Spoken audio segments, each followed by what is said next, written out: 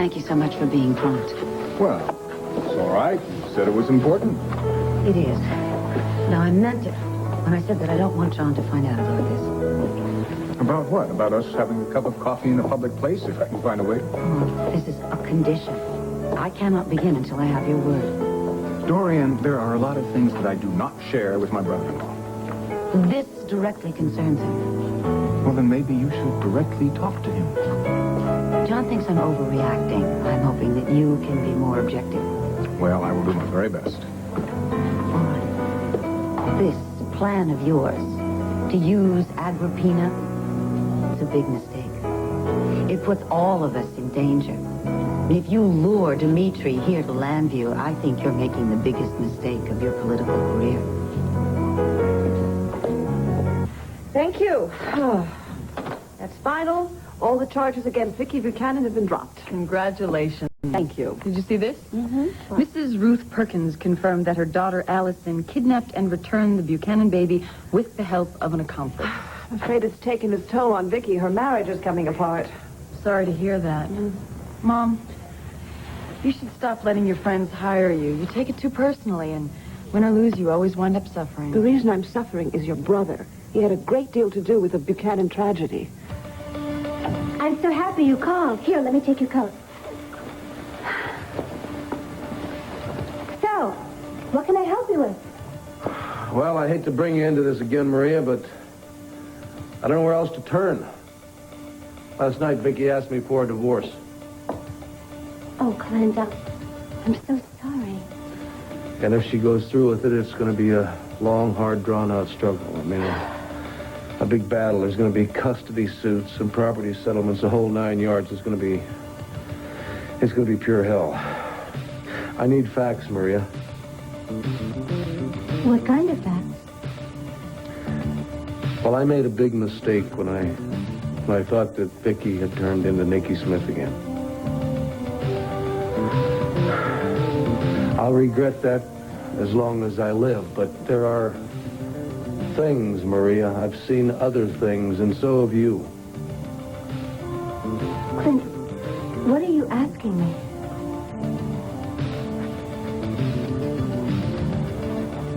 Is my wife having an affair with Tom Dennison? Emma made this for me in Malacava. We used to hang these on the palm trees. We sing jingle bells in our bathing suits. No, how very sentimental of you, sir. You bet your boots I'm sentimental. And don't anybody else tell you different. You haven't noticed? Your tie. I'm wearing your tie. Oh, I am glad, sir. It's the only present I got. Now I know how Scrooge must have felt. I'll forget the triad and we'll finish it tomorrow. Bring me my mail. Certainly, sir.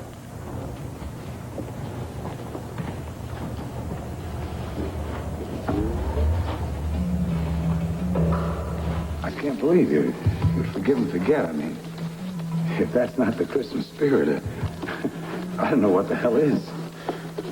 Go ahead. What in the Sam Hill? Well, darling, you gave me an island, and I just thought I would give you what's left of it. It is true. It's better to give than to receive. You are dealing with an equal these days, and don't you ever forget it. I can't believe you're saying this. Believe me. Oh, Asa, you should be very proud of me. You're the one that taught me every bitty little trick I know. To stick the knife right in, twist it, doesn't even bother me. Mr. Callison is here, sir. Good morning, Asa. Thank you for coming by. Adam, let's have some coffee. Certainly, sir. Good news about Vicky, wasn't it? Oh, believe me, that's one case I didn't want to prosecute. What can I do for you? I need some free legal advice. Shoot. I made a mistake, and you are the smartest lawyer I know. A colossal blunder. I let the best wife I had walk out on me. And what I need to find out from you... You want to find out advice on how to nullify a divorce. See, I told you you're a smart lawyer. Now help me do it. Asked me that question. No, Maria. I asked you if Tom was in love with my wife. I didn't ask you if they were having an affair. Oh, yes. I suppose there's a difference. Yes, there sure as hell is. Well, I haven't seen them in bed. I'm sorry. I shouldn't be putting you on the spot this way. Oh, now, look, I'm your friend, and you're putting me on the spot because you're hurting. Your wife doesn't want you, and you're trying to understand it. Yes, I think Tom Dennison loves Vicky, and yes, I think they're having an affair. Now, does that make you feel any better?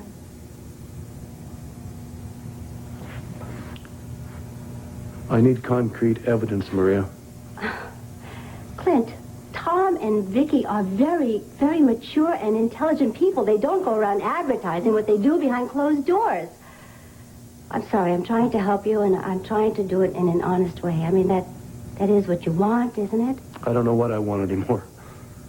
Well, you've seen them at the cabin together, and while you were away, she was at his side all the time. We talked about that on the phone, remember? I just can't believe that this is happening. But you have to. Vicky wants a divorce, and you have to figure out how to deal with it.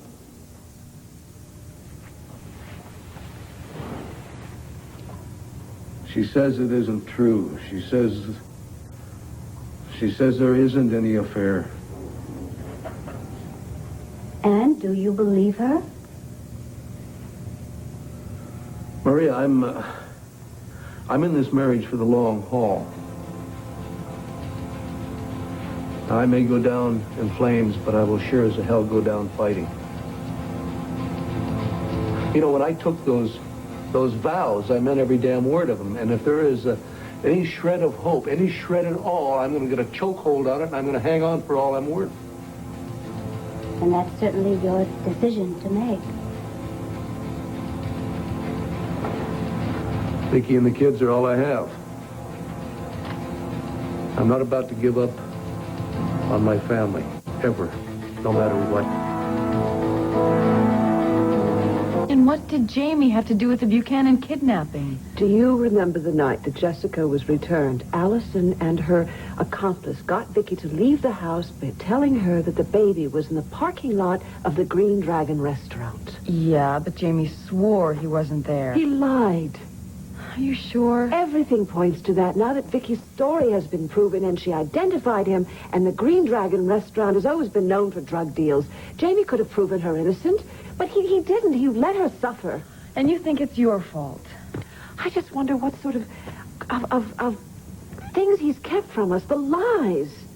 Mom, I hate to say it, but looks like he's lied about everything. Why did he have to lie? He didn't have to lie. He chose to lie. Look, everything he did on his own, and it's not your fault. It's not Dad's fault. Jamie is the one to blame. I was just too busy with my career. Don't give me that hogwash about your career, Mom. Look, we all have our lives to lead, and you are living your life the best way you can. The verdict is not guilty. You are not responsible for Jamie's crimes. How do you feel about him now, Katie? He's my brother. I feel sorry for him. I'll always love him, no matter what. I know. So will I. You're one terrific daughter. I'm very proud of you. Oh, gee, shucks.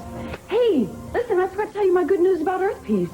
Pamela Buchanan donated about half of next year's budget. Congratulations. You sound thrilled. Well, I am. I'm just worried about the sort of work that organization asks you to do. Mom, I told you Earth Peace had nothing to do with me almost getting buried alive on Devil's Claw. And I thought we weren't going to discuss it anymore. All right, darling. I just ask you one favor. Please, if they offer you another adventure, don't. She's not the doormat I used to wipe my feet on all those years. She's gotten spunk all of a sudden. I mean, fire and passion. I like that in a woman. Too bad you didn't notice that before you divorced her. Yeah, I moved too fast. Yeah. Divorce in some ways is even more binding than marriage, Asa. You and Pam signed a contract. You want her back, you'll have to start over. Yeah, but I mean, couldn't we find some clerical error or something? I mean, didn't initial some document? Your attorneys don't make those mistakes, and neither does Pete O'Neill. Well, I mean, couldn't you at least look at the document and see? Take it from me. You'll be wasting your time as well as mine. If you're that determined, call up the lawyer who drew up the papers. Excuse me, sir. Mrs. Buchanan just telephoned. She'd like to have her summer dresses packed in a suitcase and have them taken to the airport. The Pacifica Airlines desk. Pacifica. Well, don't stain there, Adam. Do what the lady said. Very well, sir. I know a little bit about that. She is going to go to a tropical Malacava, and I'll wager you she is not going alone. I'm not a betting man. That Weasel O'Neill is going with her. Well, not if Asa Buchanan has anything to say about it. Is it a crime to enjoy a good challenge? It's a free country, as long as it's legal. I would appreciate it, though, if you'd leave me out of your machinations, huh? Thanks for stopping by, Herb. And a Happy New Year to you.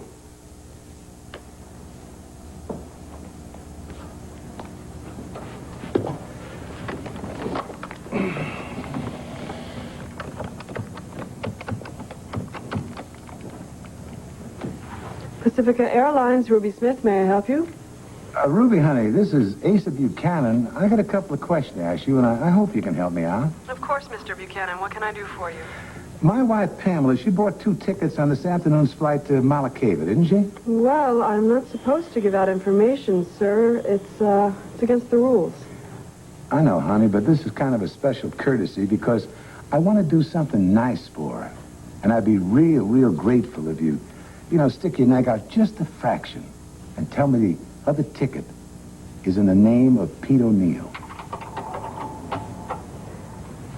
Yes, it is, sir. And I'm really a very bad girl for telling you, Mr. Buchanan. No, you are a very good girl, Ruby. I'm going to make it worth your while because you want to know what? There's one small thing you can do for me, and honey, I'm talking about an offer that you cannot refuse. Listen to me very carefully, Tina, because I only want to say this once. Your problems with Cord are exactly that.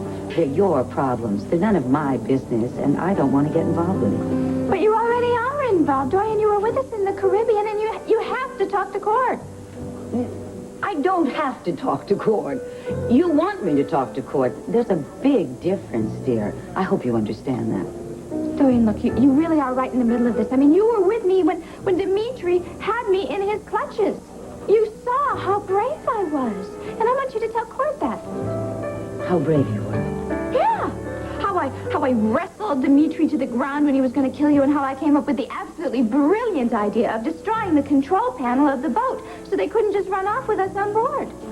Oh, that's really not quite the way it happened. Of course it is. And Dorian, when Cord finds out how selfless I have been, how I was only concerned about you and everybody else, well, then he'll realize that deep down inside, I really have a very big heart and am very good, and then he'll want me back. Tina, first of all, you didn't wrestle Dimitri to the ground. And destroying the control panel was my idea. Oh, come on, Dorian, let's not be small about this. Aren't you at least a little bit willing to share some of the credit? You mean, aren't I willing to lie for you? Look, Cord has no respect for me at all. He doesn't, and I did some terrible things, I know, and I'm very sorry about it. I am, but I'm not as bad as he thinks I am. And if you talk to him, well, he has a lot of respect for you. And if you tell him I'm a good person, he'll believe you. Please. Tina, you're embarrassing yourself. I can't help it. I am desperate. I will do anything. You name whatever you want. I'm sorry.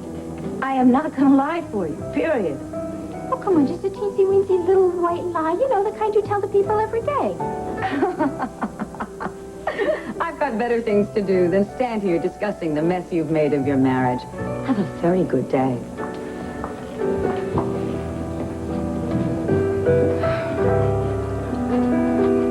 You know, I was just thinking, an old country saying, she can burn the meat, she can wreck the car, and she can beat the kids. If she goes to bed with another man, it's all over but the crying. There's no forgiveness. Oh, my, that sounds pretty harsh. I said I was thinking about it. I didn't say I agreed with it. But deep down, you're saying that you can't forgive Vicky. Until I have proof that she's done something, Maria, there's no forgiving to do. I'm just trying to figure this thing out. Well, I'll help you any way that I can. I'm just glad that you feel free to talk to me like we did back in Cherokee County. We used to talk about everything, remember?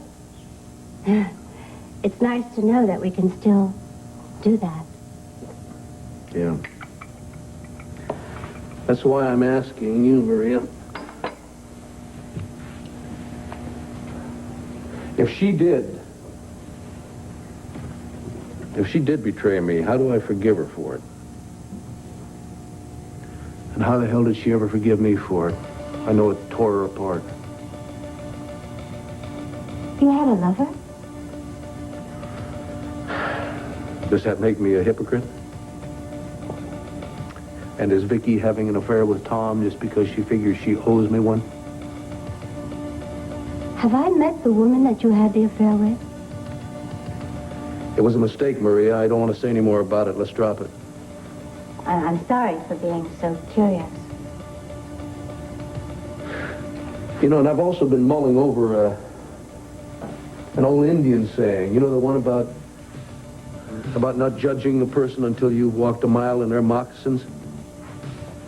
And so I've been trying to see this from Vicky's point of view. I mean, for months now, she has walked around knowing that I didn't trust her, knowing that I thought she was Nicky Smith and had kidnapped her own baby. Now, if I was Vicky, I would be mad as hell. I can see how she would turn to Tom. He is a very understanding person. Yes. And the spitting image of her first husband. You see what I'm getting at? I can understand how it happened. We're all human. Yes. But it's the uncertainty of what is going to happen next that has me going right up a wall. The inability to do anything. I mean, I have to take some action, and there's only one form of action to take. A divorce? No. I can't fight a divorce until she files for a divorce. But I can try and find Allison's accomplice. I mean, that person is the one who made it look like Nicky Smith had come back. That person is the one who caused this whole mess. And whoever it is, I guarantee you they're going to pay for it. Well, I can certainly understand how you feel. Yeah. You know, I'm not the only person that this accomplice has done in. Yeah. You know, I'm not the only person that this accomplice has done in. It was Vicky, the kids, Rafe, poor Allison Perkins up there in a coma at Statesville. Yeah, finding that accomplice would help all of us. Thanks for the coffee. Oh, you have to go? Yes, but I want to thank you for being straight with me, Maria. I'll get your coat. You, take care of yourself and good luck. And, I'll be thinking about you. Yes, I'll be seeing you.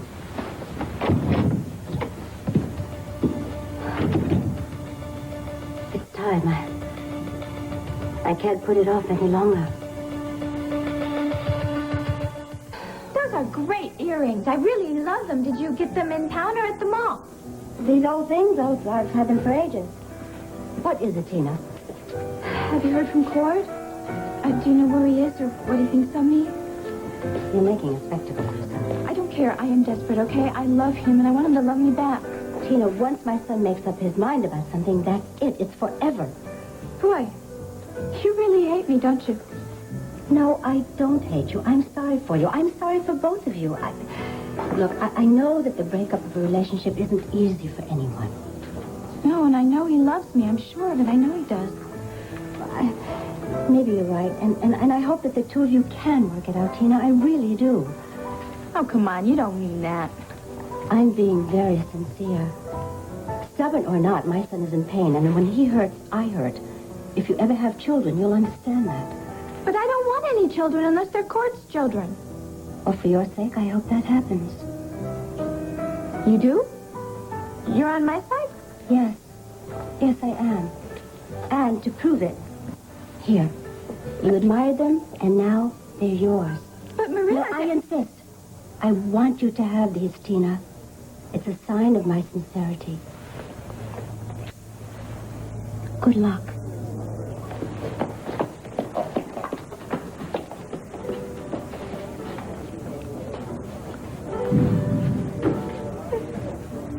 Look, Mrs. Hernandez was discharged a long time ago, and you're still routing her mail here. Yeah, could you please to her house? Her address is right there on the sheet. Thank you, Fred. How's it going, Lisa? Hi, Dad. Those guys in the mailroom, they're celebrating the New Year a little early. If you're here to see your dad, though, he's in the OR. One of his patients is having a hip implant. How long will that take? It could be a little while yet. But you're looking very good. How you doing? Thanks. I'm a little bummed out, you know, but I'm trying to rise above. I moved back home. Yeah, your dad told me. Yeah. There's one good thing that's happened is my dad and I are getting along better, you know. He works night and day, but when he comes home, we talk. That's great. Yeah, I guess this whole murder trial really changed my perspective about him. I mean, he believed in me and he backed me the whole way. It's really important. Yeah, Mom and I are a little closer now also. You know, with Dad in prison and everything. We just have each other to fall back on now. It's funny the way things work out, though, huh? Yeah. Have you seen Allison? Yeah, I saw her today. Her mother was with her. It's so frustrating to see your child right there in a coma. There's so little that you can do. Except try to go on with your life. That's what I keep trying to tell myself. I know he's not expecting me, Adam, but I'll just take my chances. Happy New Year, Asa. A nice surprise for you, sir. Unexpected pleasure. Sit down, Dory, and what can I do for you? Oh, Asa, that's one of the things I just love about you. Other people might say, so how was your Christmas? And how's your daughter? But not you. You get right down to business. I love that in a man. Asa, I need a favor. Well, I figure that since you didn't bring me any fruitcake, and I guess fruitcake and New Year's calls went out with high-button shoes. Oh, how about some sherry? I got your favorite around here somewhere. No, thank you. I don't want sherry. I want access to that magical computer of yours. I have got to stop bragging about my computer. The word is out. What do you want? Well, information. What's in it for me? Not fruitcake, but something better. I saw this in a boutique window, and I just knew that you would love it. A bribe. It's actually a belt. Oh, Sterling. look. Buckle and hand-tooled leather. Oh, Dorian, you really went out of your way for me. You deserve nothing but the best. You're about the only one in town that feels that way. I'm going to tell you something, honey. Your wish is my command. Now, what do you want to know? Everything that you can find out about an individual. Their age, their birthplace, medical records, family history, the whole dope. Name? Agrippina. Walcott. W-O-L-C-O-T-T.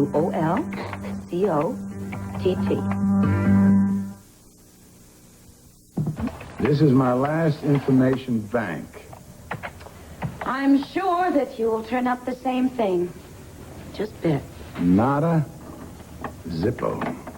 You see? What did I tell you? No Agrippina Walcott ever visited the United States, according to my sensitive sources here. The lady does not exist. Exactly.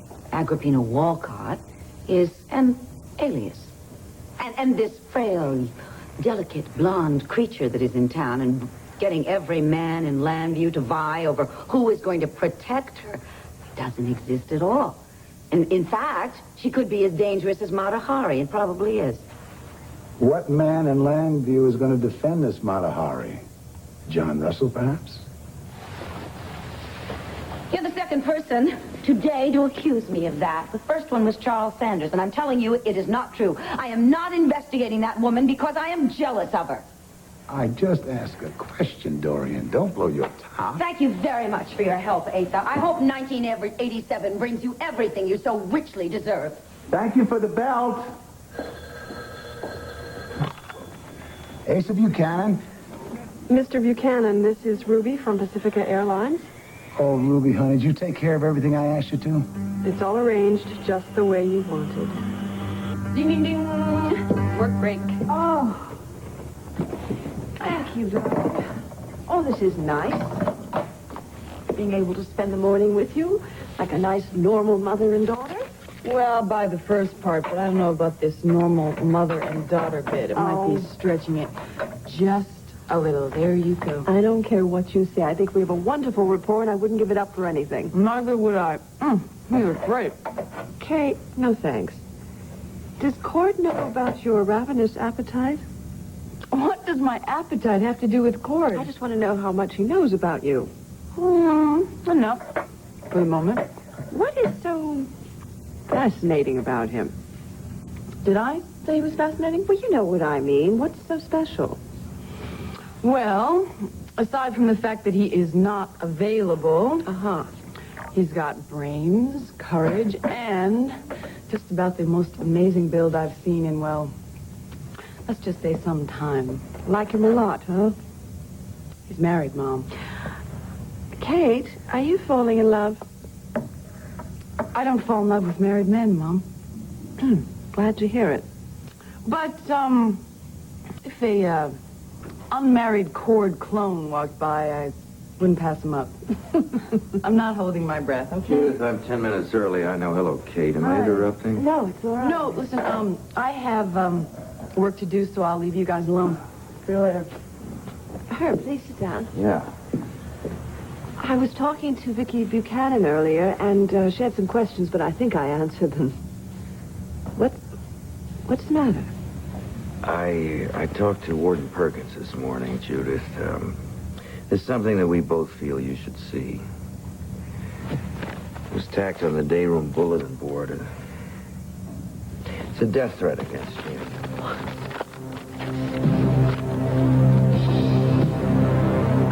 It's just like if it's not one thing, it's another. Now Brad's gone off to Europe on his honeymoon. That's right. Who's going to take over for him at Baron Pharmaceuticals? That is the question and the problem. I don't trust anybody the way I trusted Brad.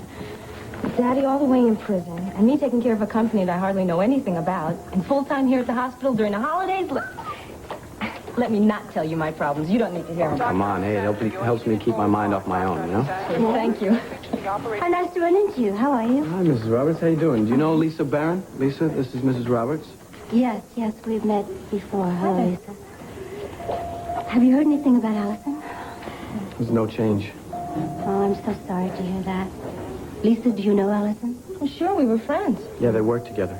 She worked right here at this station. Look, then I found this note just today that she left for somebody on the night shift a few weeks ago. Oh, there's Dr. Rogers. Your dad must be in the scrub room now. Hurry up or you won't catch him. Okay, I'll see you. Bye-bye. Bye, Mrs. Roberts. Bye, Dan. Well, is Dr. Walker ready to see me? Dr. Walker? You must have made a mistake. Today's his day off. Day off? Oh, no, I better check my schedule. Are you sure it's today? Well, this is embarrassing. I never make mistakes on my appointments. Oh, you're right. It's for tomorrow afternoon. Oh, how could I have made such an error? Oh, it happened. Do you think that I could leave him a note? There are a few things I'd like to let him know before he sees me this time. Lisa? I know this is a terrible imposition, but I have such a terrible handwriting. Do you think I could use the typewriter? I'd be real fast. Well, I'll be in and out. nobody's here. Okay, great. Sure. Thanks. But quick. Real quick. Take care. Thanks.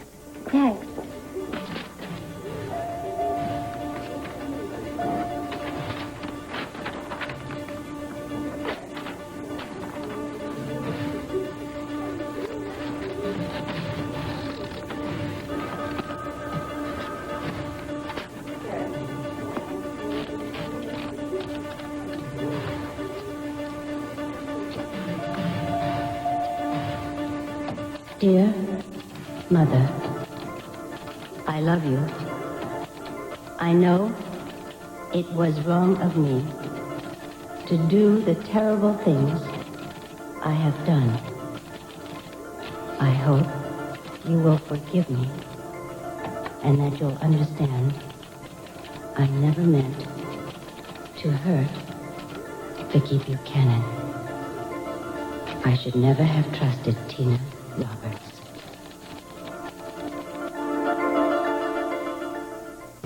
Excuse me, please. I'm sorry we're late. We got caught in a terrible traffic jam in the thruway. Flight 483 to Malakava, please. We checked our luggage in out there, and my name is Mrs. Pamela Buchanan. That flight's already boarding. Oh, we better hurry. My name is Pete O'Neill. I have a reservation on the same flight. I'd like to pay now, please. Smoking or non-smoking? I'll do it. Not smoking. We like the seats together. I'm sorry. I'm not getting anything from Mr. O'Neill. It's a full flight, and there's nothing booked in his name. Excuse me. Wait a minute. We called you early this morning. You said you'd hold the reservation for us. Yeah, I know we're late, but there's no reason that we can't get it. I'm very sorry, Mrs. Buchanan. The computer shows no record of a ticket being booked in the name of Mr. O'Neill. Oh, okay, fine. How about standby? I'm sorry, we're booked solid, sir. No, wait a minute. Then that's it, all right? Then I'll just stay here. We'll leave tomorrow when we can get tickets, whenever we can get tickets. You've got to go. Your father's waiting for you. Look, I made a reservation on this thing. I was confirmed. I'm sorry. Well, I'm sorry, too. Get your supervisor. Check this computer. Mrs. I know Buchanan, it's in there, your too. flight's had its final boarding Come call. on, Pam. We got... Look, I am not very happy about this. Neither am I, but I'll catch the next flight out. I'll see you tomorrow, whenever it is. I'll call you and let you know. Come on. I'm sorry. All right, I'll get you tell the gate. Father All you right, called. yes. Too bad. An open letter to the fish, Jamie Sanders. The word's out, you're a big mouth. When you don't expect nothing, that's when we'll shank you. The warden thought you should be apprised. Who's after him? They're not sure. What are they doing about it? Judith, they're working on it. It's a large place, a lot of bad characters. It takes time to get to the bottom. That's what I'm afraid of. That's why I'm asking. Jamie can't survive in Statesville prison. He's a spoiled rich kid. They must hate him there.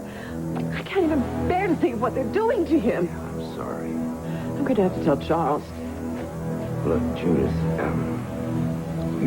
when Dorian was in prison, I felt the same way you do. I couldn't sleep at night thinking about her in that place, but yeah, it worked out all right. And we're going to find a way to protect Jamie. Yes, well, we're going to find somebody who's going to protect him from himself. That's the question.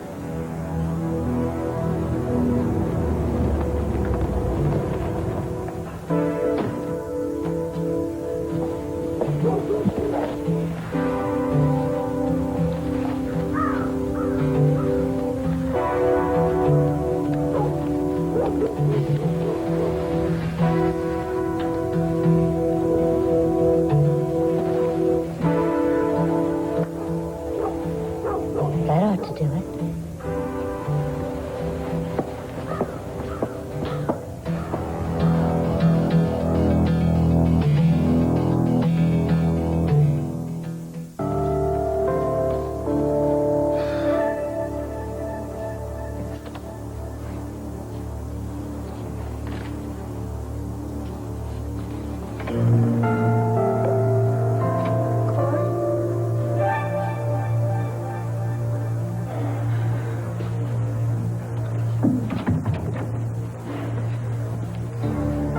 Told me outside that you were in here. I'm busy. Look, honey, I hate to bother you during work, but you never call me and I never see you. So, Gord, Tina, please, I've got nothing else to say to you. I saved your life. And I love you more than anything on the world, and you can't even talk to me. It won't work, Tina. Look, I know you accused me of playing games before and trying to get things out of you, like your inheritance and things. That's not the way it happened, Tina, and you know it. Gord, all I'm asking for is another chance, all right? That's all, just another chance, because I love you more than anything in the world. Gord, please, would you just put down those photographs and listen to me? Hello, Asa? Oh, Vicky, so nice to see you. I'll have Adam bring in a bottle of champagne. We'll toast 87. No, thank you. I'm afraid this is not a social call. It's about the banner or Tom Dennison resigning. No, it's about the children. I need to ask you a favor, please. Name it. I'll do anything for those kids. Good. I would like you to take care of them for a little while, please. It's not for long. It's at most a week. I can't believe it. I'll take care of them as long as you want. Longer. I'm only asking you to do this because they love you. And I think that they're going to need their grandfather's security for the next few days. I don't like kind of what I'm hearing. What is going on, Vicky? Well, I mean, Jessica's a baby. This is not going to affect her one way or the other, so she can stay on at Landfair. But I'm very worried about Kevin and Joey. I think they need to be safe and well cared for. while Clint and I get our divorce. I'm sorry you disturbed your homecoming like this, ma'am. Oh, it's all right. I was grateful for the company. Well, shall I put on the kettle while you ask me questions? No, thank you. I just as soon get this over with and let you settle in. Now, what we're basically looking for, ma'am, is the name of your daughter's accomplice in the Buchanan kidnapping. When was the first time Allison mentioned it? Let's see. Early November. Oh, it was election day. I remember. I voted just before I went out to Landview. Oh, I knew that she couldn't do that all by herself. And she told me right away that she had somebody to help her. And then we talked about it again when she, the day I went for the cruise. Now, I know Allison refused to name the accomplice, but Wait is a there minute. I know I canceled the mail before I went away. It's... Oh, my God, it's from Allison.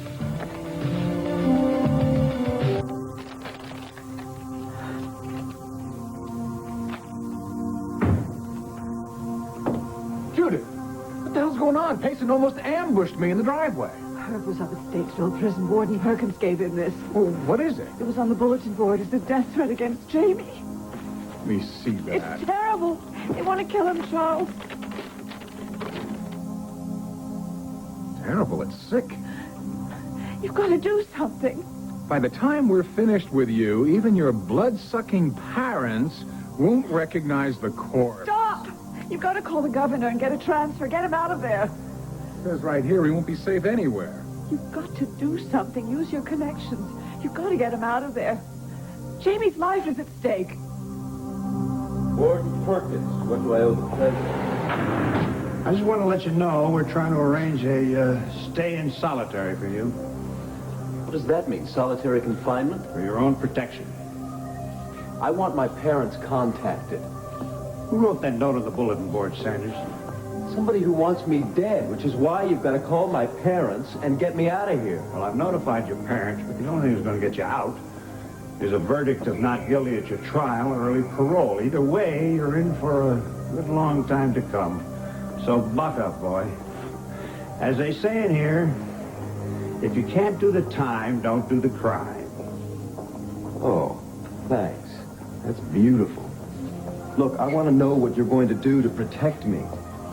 Well, until we can get space as solitary for you, we're locking you in here by yourself. Shouldn't it be the other way around? I'm the one being victimized, and the guys doing it are walking around free.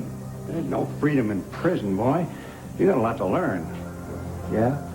Well, I'd hate to be in your shoes when my old man finds out about this. He's got a lot of connections, and your job may very well be on the line. Is that a threat, son? No, of course it isn't. Look, I'm scared. I don't even know who's after me. Henderson is your own special guard here. I want to watch at all times. Look, I'm telling you, they're after me. I don't stand a chance in this jail cell. What are you telling me? You and Clint cannot get a divorce. It's out of the question. Oh, Asa, please don't. You have a marriage I'd kill for. Why are you throwing it away? I'm not throwing it away. Besides, what you admire from a distance is not necessarily what it's like up close. You ought to know that. Maybe we better sit down and we talk this over quiet. No, there is nothing to talk about. It has all been decided. It is not like you not to fight back. I fought, Asa. I fought. I begged Clint to believe me about Nicky Smith, but he wouldn't. He had me spied on. He had me followed. He threatened to take me to a psychiatrist when he's the one who needs to go to one, not me. He even threatened to take me back to Mountain View Sanitarium. Now, I ask you, is that the kind of a man I want to be married to? Okay, honey, you've had some problems. And that's not the half of it either. He loves you. He worships the ground you walk on. He accused me of having an affair. He even followed me up to the mountain cabin and physically assaulted the man that I'm supposed to be betraying him with, Tom Dennison, for which he has yet to apologize. May I add? He's got a bad temper. He comes by it honestly. I'm amazed. You, of all people, I would have thought you would understand this. I mean, he's your son, and he hasn't spoken to you in months. And surely you must have had opportunities to witness his anger, his violence. Are you telling me you're afraid of him? He terrifies me. I don't care what Clint has done. I don't know what this all means. What is going on with you, Vicky? Sold the mail. Before I left, she must have driven over here and delivered it by hand. Why don't you open it? These may be the last words she ever wrote before she went into a coma. Would you like me to read it to you? No, I'd like to read it by myself. Would you like some privacy? I can step into the other room. No, You sure? I'd understand. I know that you're going to need this for evidence. I'll read it out loud. Dear Mother, I love you. That's the way she always started her letters to me. Why don't you let me read it? Okay. I know it was wrong of me to do the terrible things that I have done. I hope you will forgive me and that you'll understand I never meant to hurt Vicky Buchanan. What else? She goes on to say, I should never have trusted Tina Roberts. Why don't you just come off it, Tina? This whole business of trying to save my life was a bunch of bull, and I never believed it in the first place. Well, that's not true. I did save your life. I got Asa to rent that helicopter, and I came down and I rescued you out of Dimitri's headquarters. You came down to Devil's Claw for one reason, and one reason only, Tina. The same reason that you do everything. You knew that there was treasure down there, and you smelled money. Kurt, I didn't know anything about the treasure. Well, then you found out about it then. And then you went over to Ace's, you lassoed him into coming down there and prospecting with you. Now, you came down to Devil's Claw out of greed, Tina. The same reason that you married me in the first place, greed. And there's no way that you're ever going to convince me of anything different. That's not true, honey. I didn't know anything about the money. I had this sixth sense about you, that you were in danger, and then I went down there and I saved your life. You knew about Kate, didn't you? What'd you do, Tina? Did you spy on her? Is that how you found a map or something? That's how you knew where we were going? I didn't know anything about a map.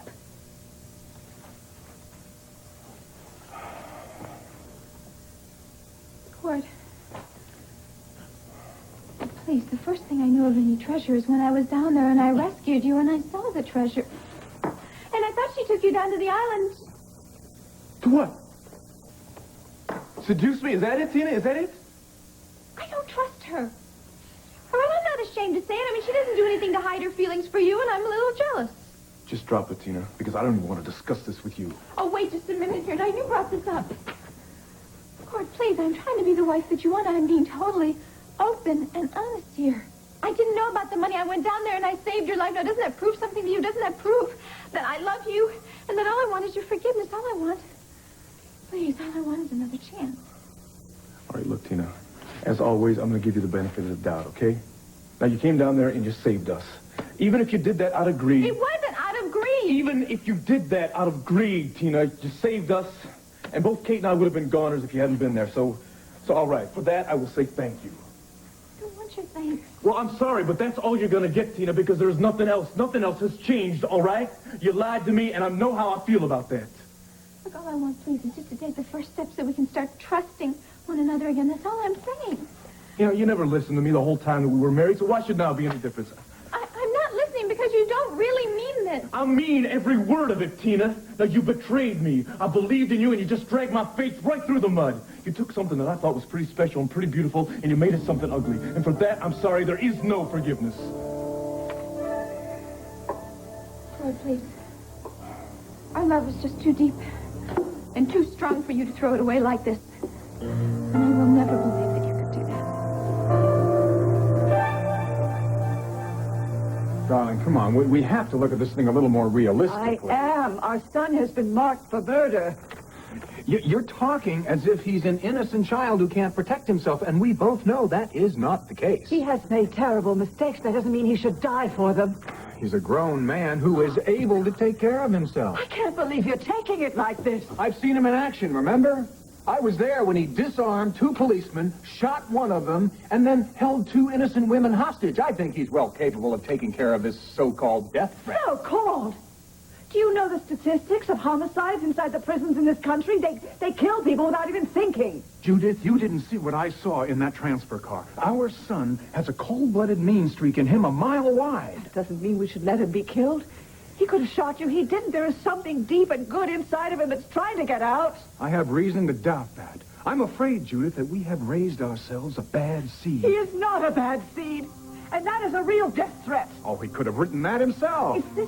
Is this Jamie's handwriting? Well, he could have had someone do it for him. You would be the first person to point that out in a court of law if somebody tried to present this as evidence. Charles, are you going to do something or what? Yes, I will. I will make some phone calls. I will find out if this is real or not. If it is, I will act on it. Oh, that's fine. And while you're waiting to find out if it's real, someone could have knifed him or something worse. Look, if you're not going to do something now, I am. Question, Vicky. What the hell is going on with you? I'm not going to get into this with you. You came over here and asked me to take care of the kids. You know why you did that? Because you trust me. Now, trust me once more. Why are you giving up on my son? He gave up on me. It is not the other way around. He misread a lot of signals, all right. And he was wrong about Nicky Smith. But he loves you. You've been married a long time. Every time you needed him, he stood by you. He never stood by me when he thought I was Nicky Smith, when he thought I had kidnapped my own daughter. He was ready to have me committed to a mental institution. He overreacted. You were defending him? You're damn right. I don't care if he's a mule-headed son of a gun. He's got principles. I respect him. He won't even let you in the front door of our house. That'll all be water over the dam, and when it is, you tell him I stood up for him. And when that happens, you better be there. You and Clint were made for each other. I cannot live with a man who doesn't trust me. He trusts you, honey. He's just battle-scarred.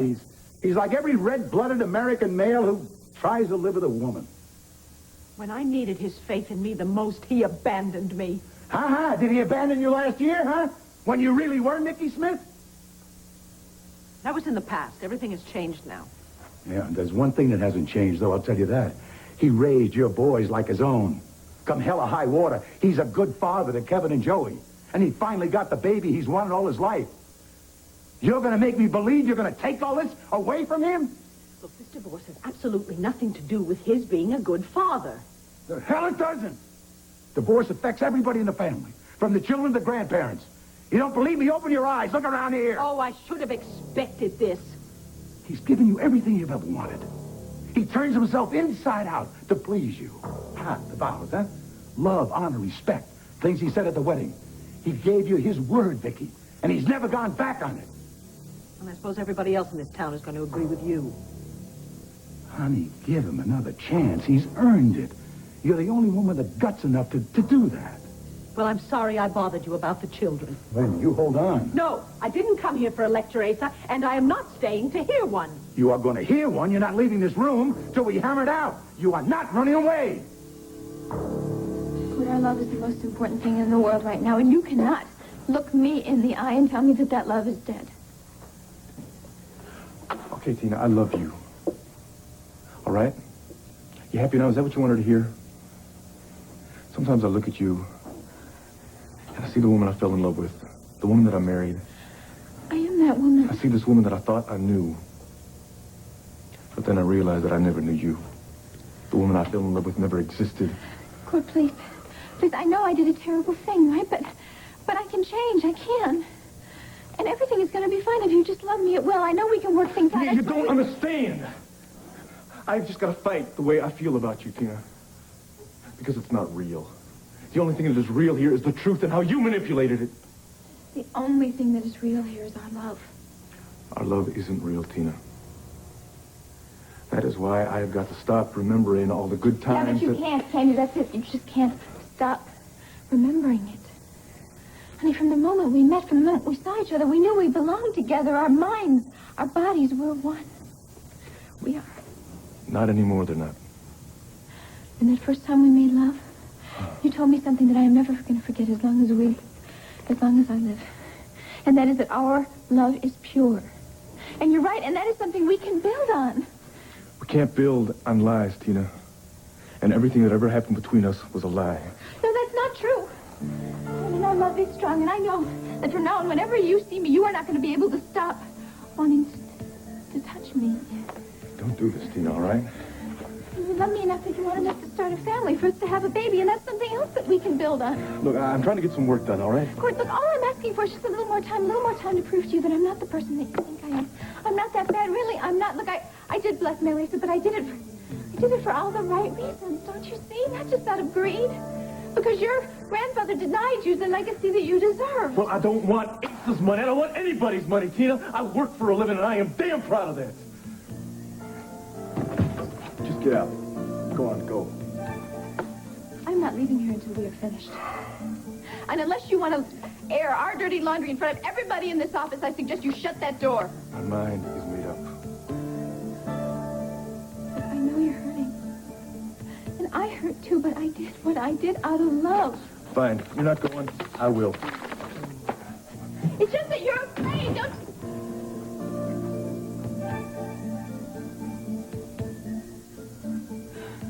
It's just that you're afraid of our love. This is incredible. It's all right here. I never should have trusted Tina Roberts. She must be the accomplice. She set Vicky up. Who is she? Do you remember the red-haired woman that was seen in the hospital nursery after Jessica was born? Tina's the one who reported it. She started the Nikki Smith rumors, and as the letter says, and she must have helped Allison return the baby and made it look as if Vicky had turned into Nikki and stole her own child. And she let that poor woman be prosecuted? She had access to land fare. She could easily have gotten a set of keys to Vicky's car. Why would she want to do that to Vicky Buchanan? Why? I don't know. Who is she, anyway? She's Vicky Buchanan's half-sister. Oh, you can't be serious. She's family? It's a long story. And she would want other people to think that her own sister was deranged? Why? That's what we have to find out. Mrs. Perkins, may I take this letter with me? I'll see that it's brought back to you, I promise. Of course. Thank you. Now, please don't talk to anyone about this until I've spoken with Captain Moore. This is a very delicate situation. I understand. Thank you, ma'am. We'll be in touch.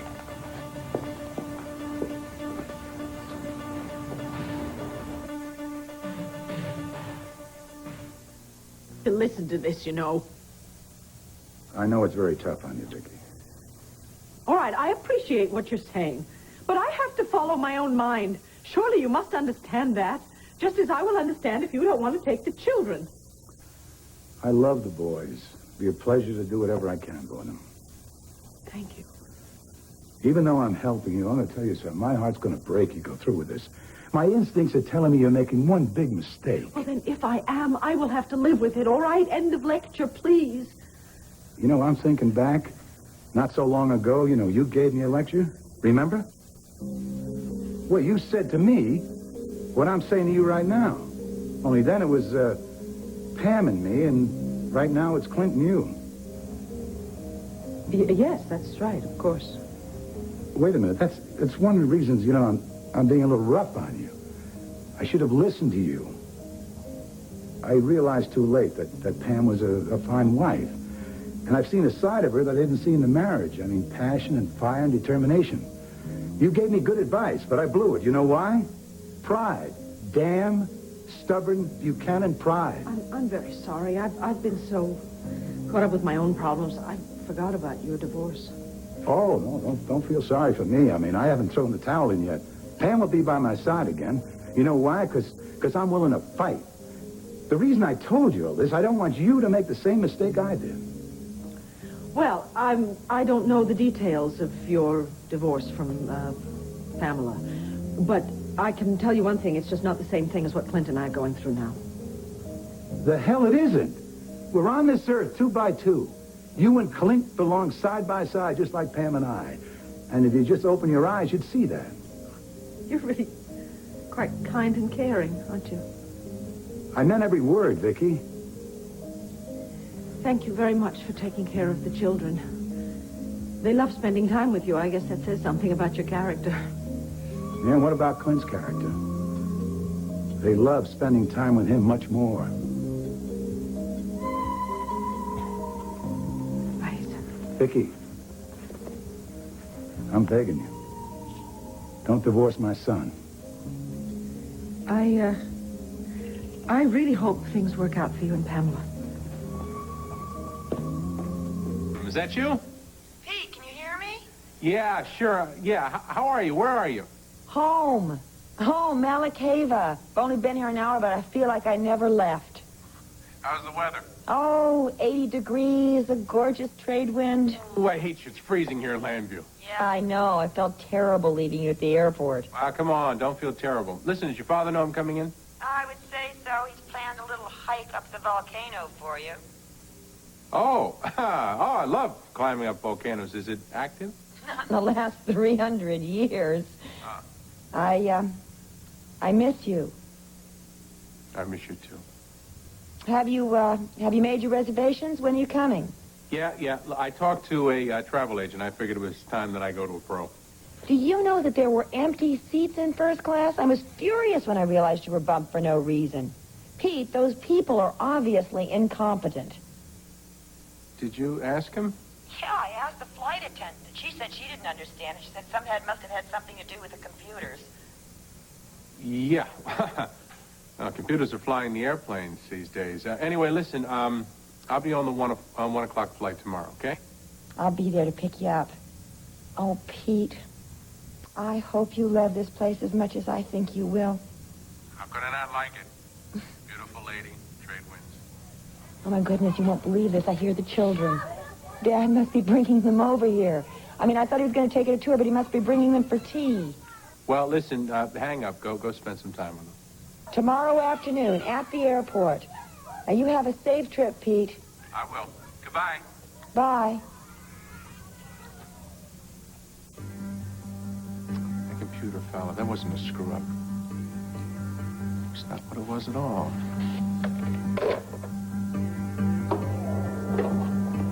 Well, look who's here. You got a visitor. I'll be right outside the door. What strings did you have to pull to get back here? They don't let anybody back here. Warden Perkins told us about the death threat, and I want you to know we're doing everything we can to take care of it, and he's agreed to send you to solitary. I can't believe you still care what happens to me, thanks. Of course I care.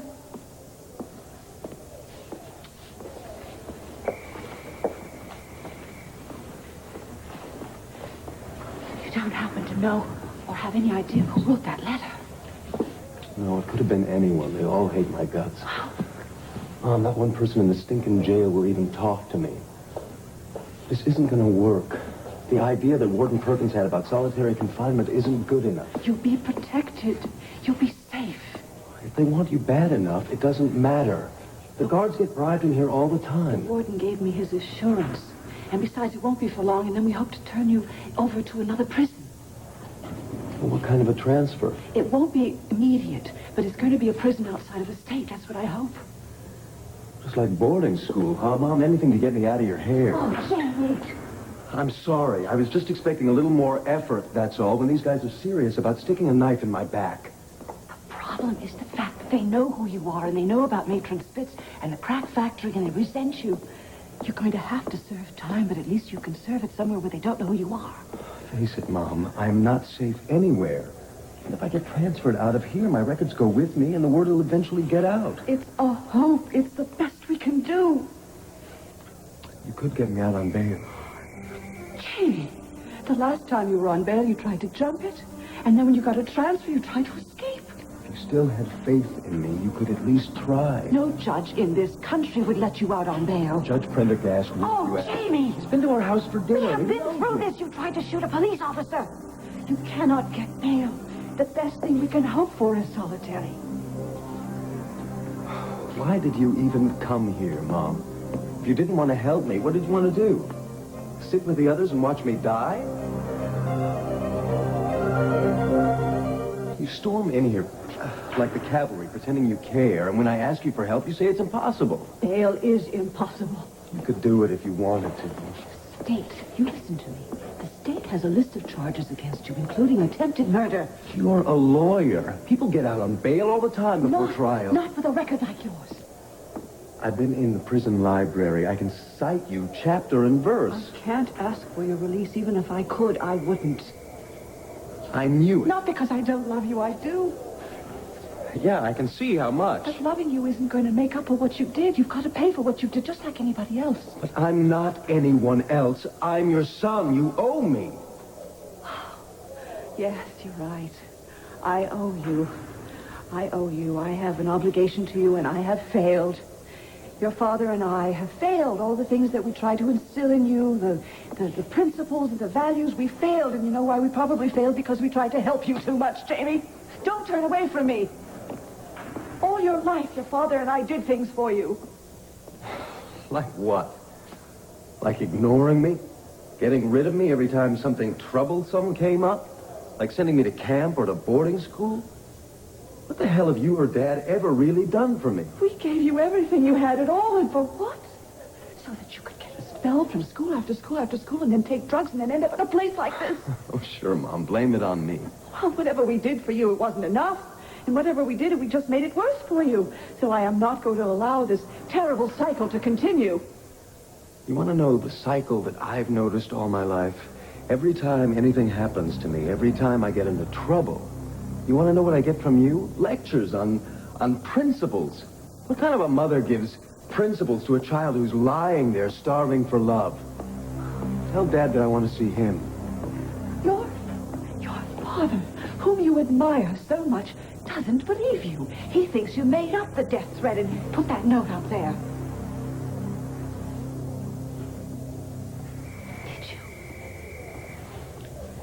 Did you make that up, Jamie? Thank you for coming by, Warden. I appreciate it. I know how busy you are. Sit, please. I assume this is about your son. Yes, it is. My wife showed me this note that was posted on the bulletin board at the prison. I'd like to know why you thought we should see it. Well, she indicated you'd like to be kept informed about your son's situation. Well, that's true, but did you think there was anything particular that we could do about this? It's a simple courtesy, Ambassador Sanders. If you prefer, stay out of it. No, I was just inquiring, Warden, that's all. And you have no idea who wrote this?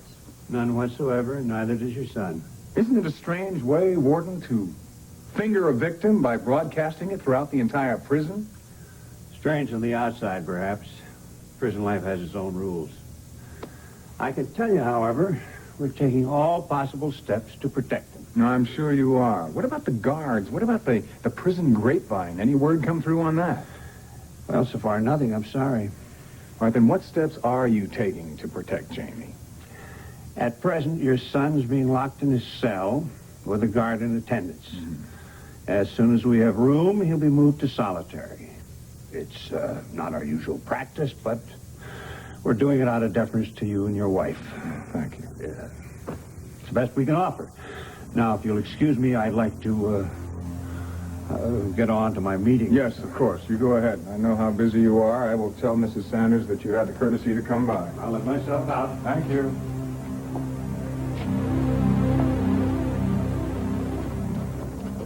Excuse me, sir. Miss Tina Lord is here to see you. You tell her to get lost. Very well. Oh, Ace, I knew you'd say that. Now, come on, you have to listen to me. Oh, Ace, all right. Look, I'm on my knees begging to you, all right? Get up. Get up. What do you want? You mean it? I'll hear you out. Rather, I can't stand you groveling at my feet.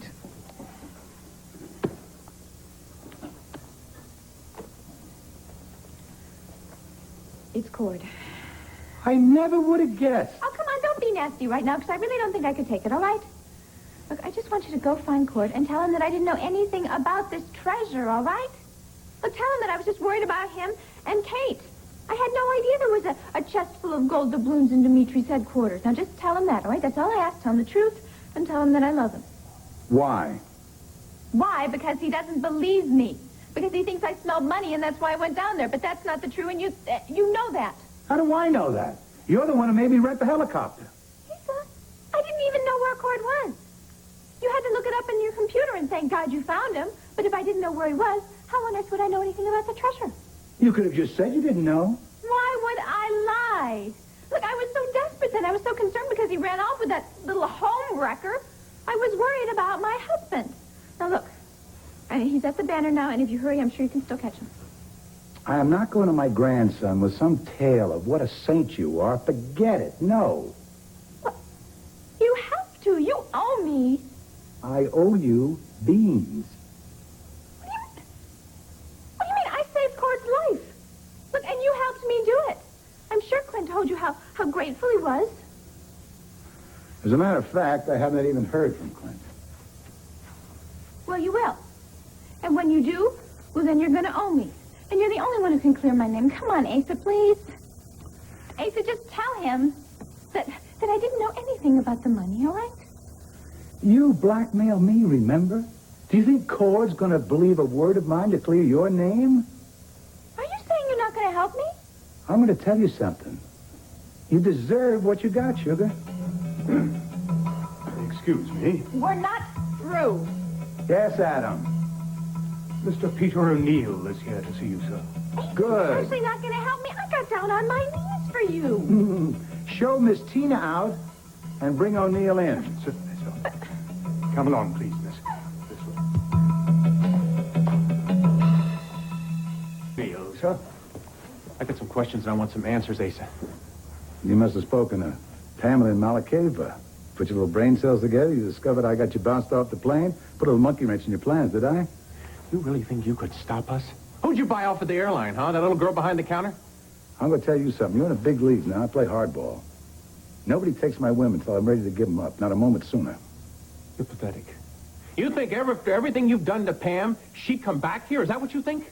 Here's what I think. I don't know what your client's going to do one way or the other. But what I'm sure of, you will never land a prize package like Pamela. Leave it to you to compare Pam to some fish you've hauled in. But I gotta tell you, I like a good challenge, Asa. You got one. Yeah. Well, then chew on this. Pam and I are going to be together on Malakeva. There's no way you can stop that. I got the tickets right here in my pocket. We're going to take a nice long vacation together, and we're going to get to know each other real well. You get my meaning, Asa? Oh, yes. Be my guest. Stay as long as you want. You got nothing to do with it. I want to tell you something. When Pam lived with a man like me, she could never settle for a second-rater like you, O'Neill. You're through, Asa. You lost the best woman there ever was. See, I never lose. I'm sick and tired of talking to you. Show yourself out. Oh, and O'Neill, I'm going to count the silverware.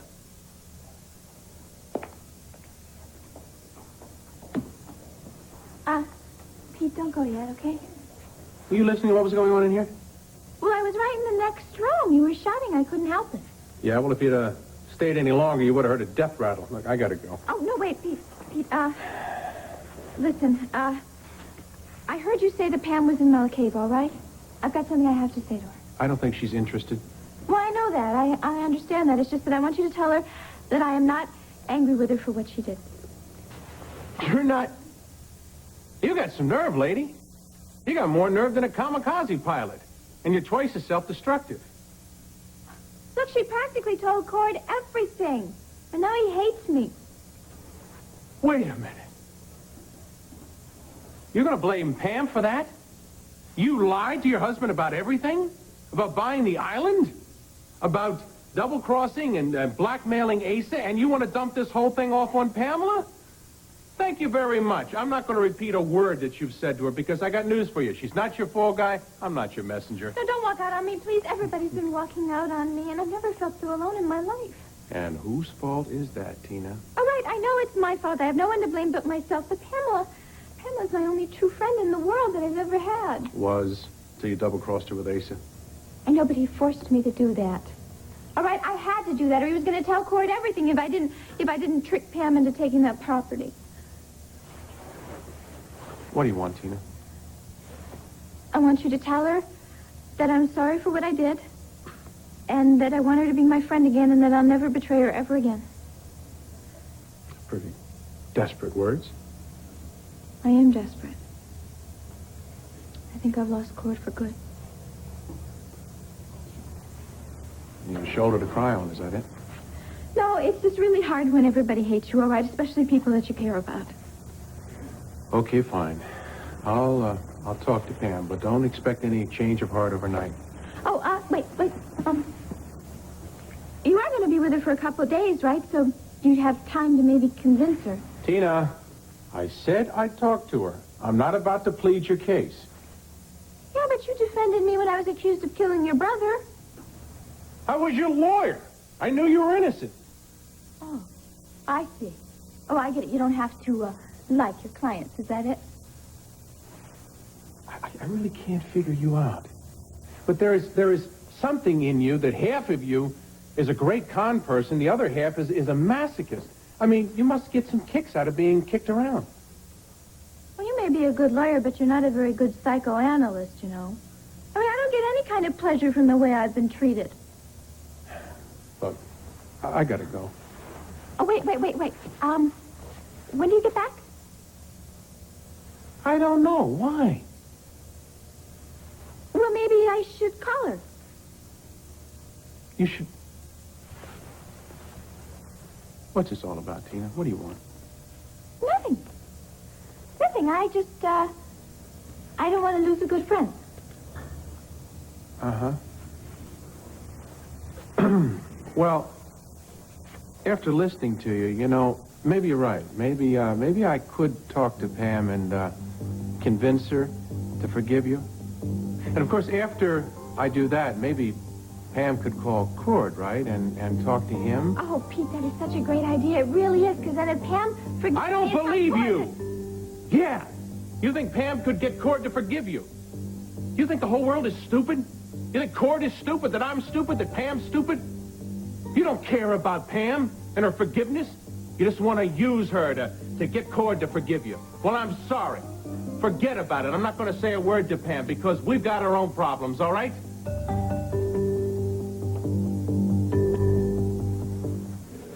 Cord, sorry to interrupt. Hey, Rafe, how you doing? What's up? Tina's needed down at the police station for questioning. What? I tried to track her down myself. I thought you might know where she is. What's going on now, Rafe? Some new evidence has turned up, and we need to talk to her. New evidence? About Jessica's kidnapping? Hey, has this got something to do with Allison's accomplice? I can't say any more, Cord. Rafe, come on. Tina has already told you guys everything she knows about that. Do you know where I can find her? Rafe, please. Tina has given me more than my share of surprises in the last few days, so I'm asking you as a friend, what is going on here? Why do the police want to see her down at the station? Did you write that death threat yourself, Jamie? Mom, I don't blame you for thinking that, but I swear to you, I did not write that letter. These guys in here hate me. I'm in over my head, and I'm scared to death. I know I've made a lot of mistakes, but I need you. I need you, and I love you, and I'm begging for your help. I'm trying. Truly, I am. I'll pay for everything I've done. I'll go on the witness stand, and I'll admit everything. I mean it, but please, don't let me get killed in here. Jamie, I've done everything I can to make the situation safer for you. Mom, you're not listening to me. I have to go. Mom, I'll be killed by tonight. I can feel it. Now, please, don't leave me alone in here. Mom, no, please. Oh, my God.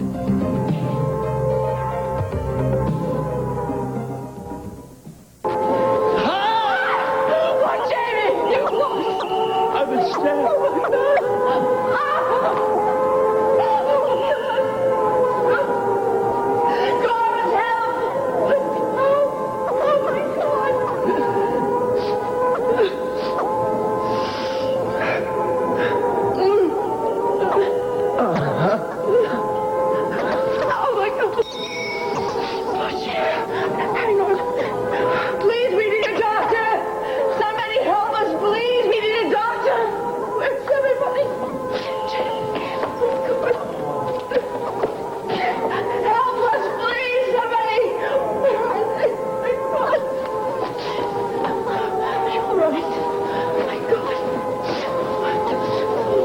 Come on, Rafe, what's going on here?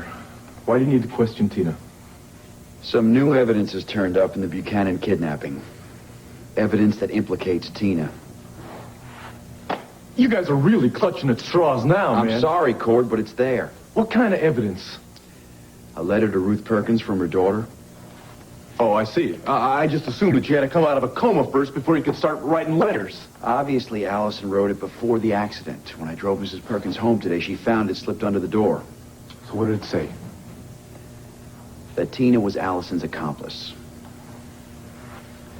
Look, I know you've been through some shocks over Tina's behavior lately. Rafe, if you got a copy of that letter on you now. I know this is out of line, but I'd like to take a look at it. Please, I'm going to need to see this with my own eyes before I start believing any of it.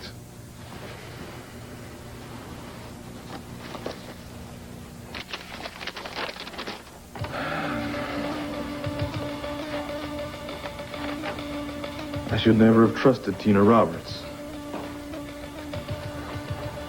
She told me she would dispose of the valise containing the red wig, but then I discovered she put it in the trunk of Vicky Buchanan's car. I'm on my way to see Vicky right now and confess to everything, including Tina's part in it. If I'm in jail when you return, you know why. Allison. Right. Yes. Are you kidding? No, of course. Sure. Thanks.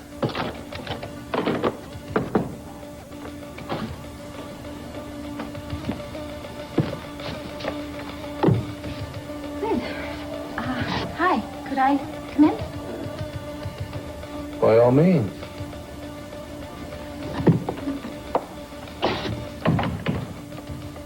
Are you okay? I'm fine. This is, just kind of a fantasy come true. I was just wondering how I could get a hold of you, and lo and behold, you appear in my doorway. Well, I'm happy you're so happy to see me. In fact, I have to talk to you, too. Oh, yeah? What about? Cord. Clint, I need you to talk to him, convince him that I really do love him. And then maybe he'd come back and we could work on our marriage. To hell with your marriage, Tina. What about mine? You were out to destroy my marriage as Allison Perkins' sidekick.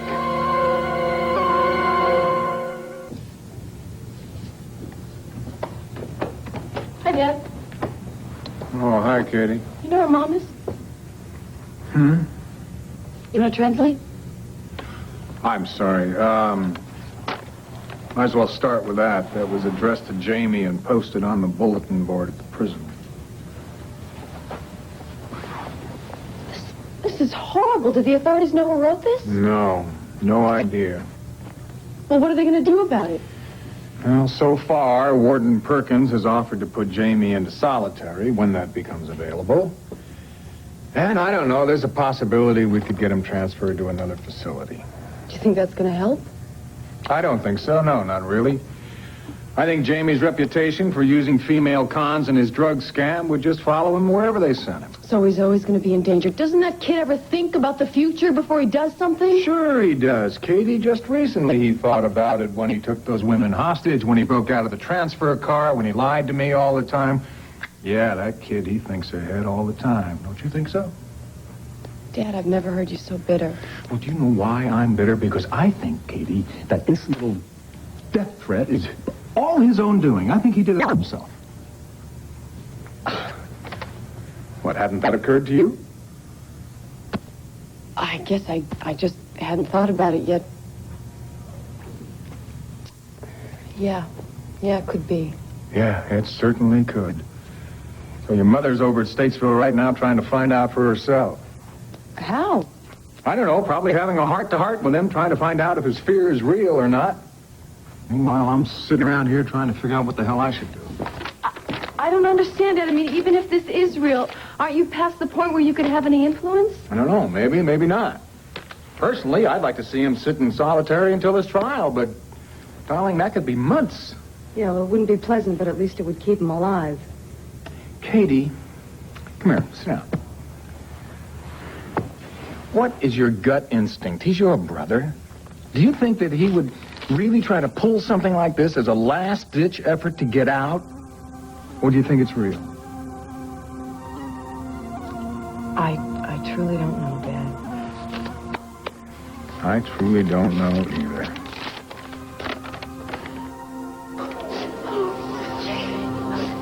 Help us, please, somebody.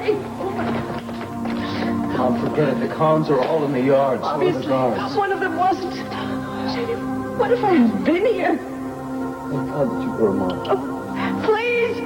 Oh, somebody help us! Please! We need medical help in here, please! Somebody come, please! Didn't you see how this was planned, Mom?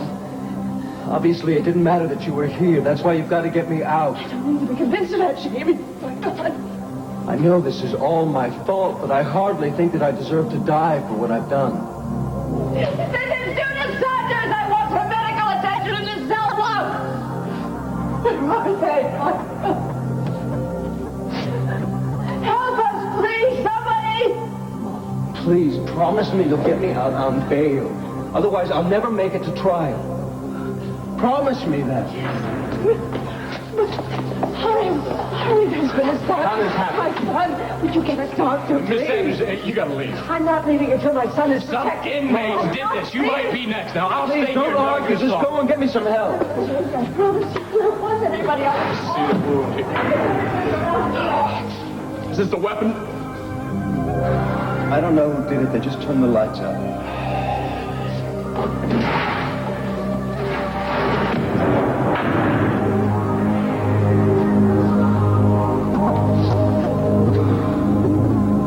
Well? I still think it's a crock. See, first of all, we were down in El Paso when Jessica suddenly reappeared over at Landfair. And secondly, we were in Jamaica when the police showed up in Vicky's trunk. Now, I know for a fact that Tina wasn't hopping some kind of a secret flight back and forth between Landview and Jamaica. Allison didn't necessarily need any help getting the baby back. And Tina could have planted the evidence in Vicky's car before she left for Jamaica. Oh, come on, Rafe. Tina was too busy trying to keep me occupied, not letting me find out about that blackmail of Asa. I know she can't run two scams at once. And as you cops would say, there's another thing. I don't think it's psychologically feasible. Now, why do you say that? Because Tina is not the most secure type person you'd ever want to meet. Since the day I met her, she has always been sucking up to Vicky for all kinds of love and acceptance. Cord, I'm sorry, but she was just as insecure and needy when she was helping Mitch Lawrence exploit Vicky's illness. But that was before she met me. Now, when we fell in love, she... All right, strike that. Man, I just can't believe she would do something like this. Maybe she didn't, but I still have to take her in for official questioning. Look, Mitch Lawrence, right? Now, everybody knows that he had some kind of vendetta against Tina. Now, maybe when he programmed Allison to kidnap Jessica, well, maybe he told her to implicate Tina in this, too. Cord, I have a hard time accepting the idea that Allison was programmed. All right. So my theory's not too unfeasible, right? All you have got is some kind of a note that supposedly came from Allison, and you can't even prove whether or not she wrote it. Allison's sidekick? That's the most absurd thing I've ever heard. What on earth would make you even suggest that? It's not a suggestion. It's the truth. There's proof that you did it, Tina. Look, if Allison came out of her coma to point the finger at me, there's something wrong here, and Mitch must be behind it, so I'm going to go take care of this right now. Allison is still in a coma. But she left a note, Tina. She left a note for her mother before the hit-and-run accident. The note was just discovered when Ruth Perkins got home. She names you in the note, Tina. Says she's sorry she ever trusted you. But I hardly know her. I mean, we met a few times in the hospital, and we commiserated about Mitch, and that was it. Beyond that, there was nothing. Your final scam is over. Or are there 2 or 3 more out there we don't know about, huh? That haven't come to light yet? You blackmailed Asa, but that money wasn't enough, was it, huh? I mean, you could lose that. But if you could get Vicky committed, then you'd get your hands on the Lord Fortune, right? Clint, I swear to you that none of this is true. I'm supposed to believe that because you're saying it, Tina? I was there the first time you tried it, remember? But that was all a long time ago. It was before I ever met Cord or married him or even fell in love with him. You fell in love with him because you found out he was a Buchanan. That's not true. I loved him the minute I met him, and that's why I'm here, to even convince you of that. You set me up! Me and Vicky. You set me up. You knew your dirty tricks would ruin our marriage, didn't you? And I fell for it. I didn't believe my own wife. Well, she won't forgive me for that, so you succeeded on one front, Tina. The breakup of my marriage. Your goal of a year ago, right? Clint, I don't know what I can do to you to prove to you that I am innocent. But I am. I am being set up here. And obviously by the person who actually was Allison's accomplice. I don't want to hear any more of your lies. You're evil, Tina. You're evil. And I promise you this. I'm going to see that you end up in jail for this one. All right. I'll concede it's possible that Allison was programmed by Mitch to nail Tina. But you have to concede it's also possible that Tina willingly helped. Oh, come on. What would her motive be, Rafe? Same thing that always motivates Tina. Greed. Don't you know that she had Vicky committed so she could take over the Lord estate? Yeah, I knew that. Well, Tina would not try something like that again, Rafe.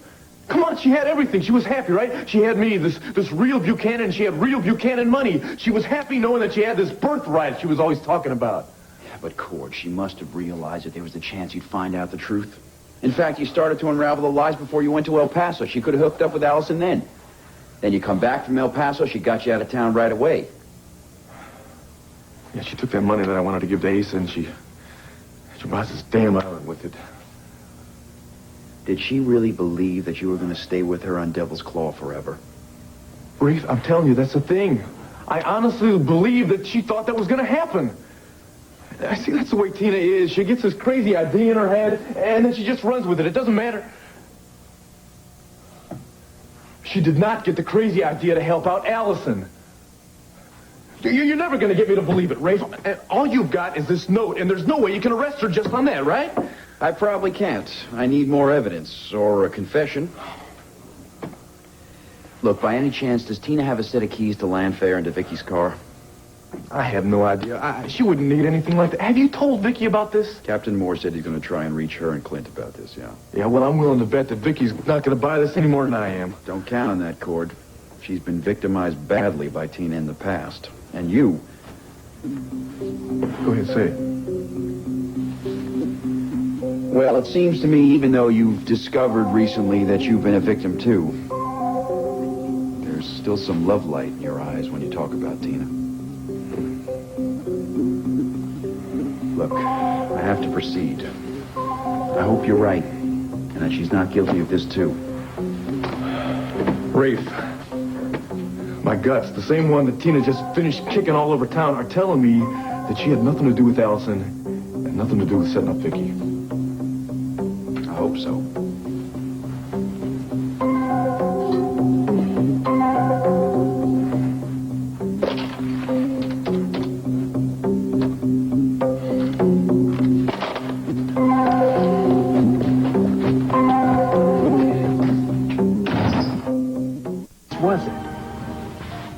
It was a flesh wound.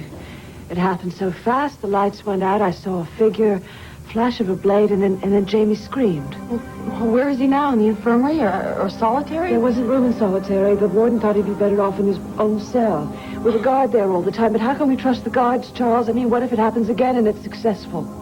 I don't know. Well, we have to get Jamie out on bail before his trial. Bail? Judith, you're an attorney. After everything Jamie's done, do you know a judge in this town that would grant him bail? None. It's got to come from higher up. Mom, are you telling Dad to exert his influence on the governor? Washington, if need be. This is our son's life we're talking about. These are also our careers we're talking about. How could this even enter your mind at this point? Because something else has entered my mind. What if, let's just say, hypothetically, what if Jamie set up this whole thing to actually have himself stabbed while one of us was there? Oh, you can't mean that. Come on, Dad, that's pretty low even for Jamie. Well, I don't know. I'm not convinced. And even if we found a way to get him out on bail, what would prevent that boy from just jumping bail and getting out of the country? He wouldn't do that. He's not that troubled. He still has a conscience. He's been contrite ever since the arrest. What about today, before he was stabbed? The same thing. He's afraid for his life. He wants to change. Obviously, I'm the only one who believes that around here. Mom, would you have believed it if you hadn't seen him stabbed? Katie, I took a knife out of his shoulder. He couldn't have planned that attack. He could have been killed. Charles, you're obviously not convinced, are you? No, I'm afraid I am not convinced. You're willing to have your son's death on your conscience, even if you're wrong. What about the other deaths that might be on our conscience if it turns out I'm right? I'm leaving. Oh, no. You're not going to go after some other endangered species now. The species is Jamie, and I'm going to find out if he really is endangered or not. He's never been able to fool me the way he can the two of you. Good idea, Katie. I cannot believe that the two of you feel this way. Jamie is not this crazy. I know that inside of myself. Mom, listen. You're frightened because you were there and you saw it, and I don't blame you.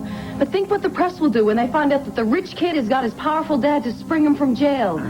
Let me make sure, for all our sakes, that Jamie is not pulling the scam of his life. Hurry back.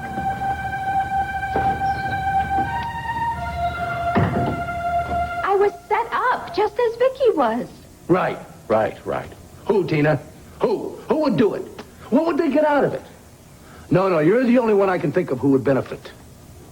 I can't think of anyone right now. I'm so shocked at this accusation, I can't even think. You had access to the house, and you had motive. And you are guilty as hell, Tina. And I promise you something else. I'm going to make damn sure you don't escape prison on this one. Now get out. Before I lose any semblance of control, get out. Clint, I swear to you on my husband and my father, I am telling you the truth for once here. I said out!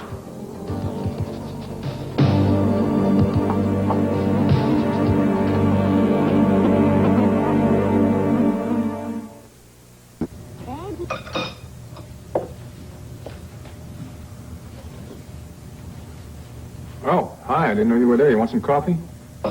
Please.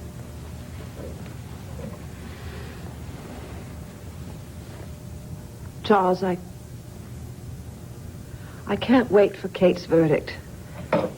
I was upstairs looking at photographs of children when they were young. Whatever doubts I had evaporated. Judah. Listen to me. It is not possible to have a child that is so devoted to saving life on the planet and one that has absolutely no regard for anyone but himself. Jamie knows what the ramifications could be. He doesn't hate us. Darling, I agree with you in part. If Jamie would ever even think about something like that. But I am convinced that Jamie never thinks about anyone but Jamie. I'm asking you to save his life. It's that simple. And if you... Well, go ahead. You may as well finish it.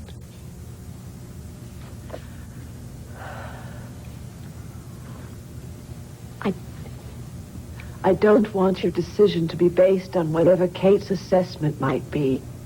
I want it to be based on the fact that he's your son.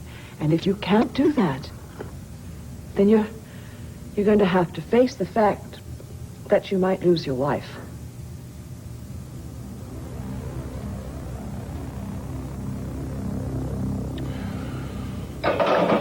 All right. I will get on the phone and see what I can do. I'm sorry I had to use a threat like that. It wasn't the threat that did it, Judith. It's just that it seems we've reversed roles completely here. I don't know. Maybe I should just trust your instincts on this one.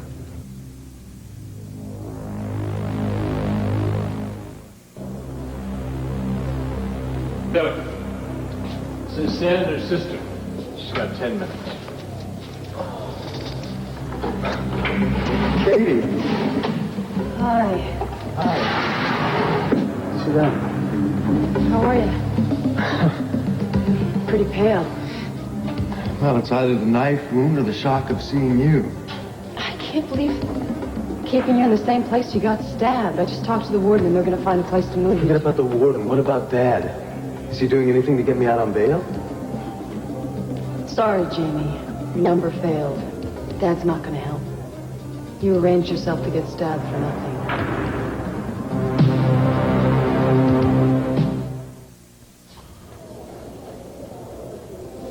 If that's what you think, then I've got no interest in talking to you. Tell Dad to call off his big, expensive lawyers. I'll go with a public defender from now on. Why would you do that? Why would you ask after what you just told me? Dad thinks that I would actually set up some stabbing to convince him that I could be killed in here? Jeez, I mean, I knew Mom and He thought that I was bad news, but what kind of a maniac did they think I degenerated down into? Thanks for bringing me the cheery news, Kate. Thanks for all your support, too. To tell you the truth, I haven't made my mind up yet. Neither has Dad, totally. Oh, yeah? What does that mean? I was testing you. I wanted to see your reaction. Well, I hope you got what you came for. Well, I don't know. I can't tell because you've become such an accomplished liar.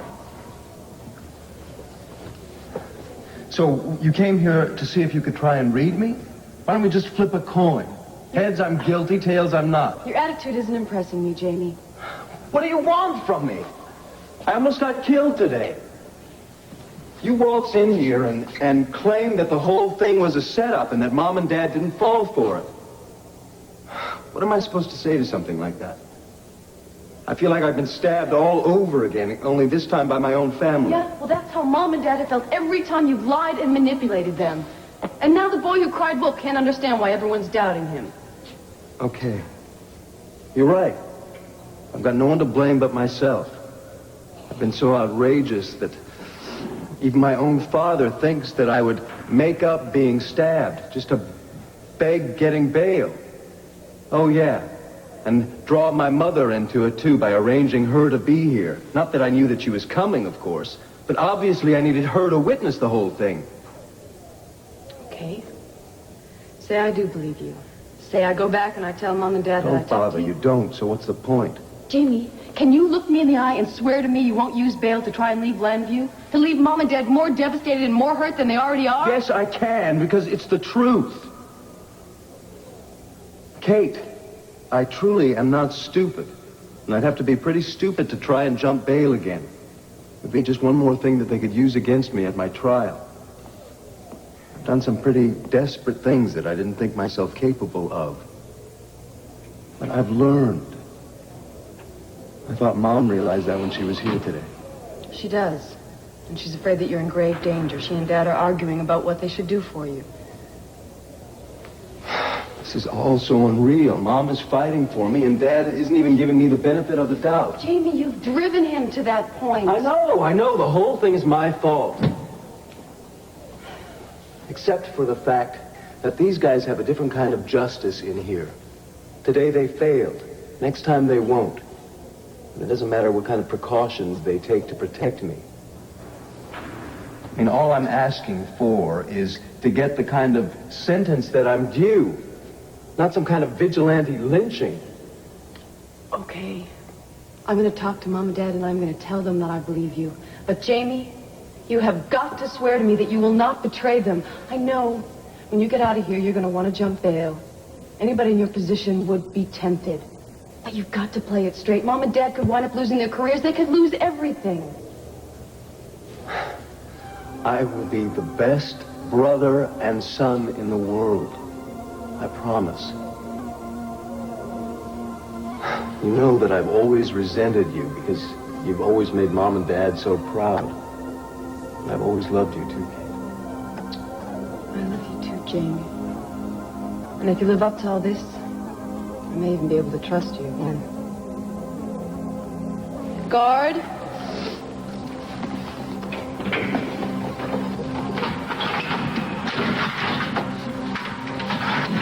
Keep your eye on him. He's the only brother I've got. Thanks.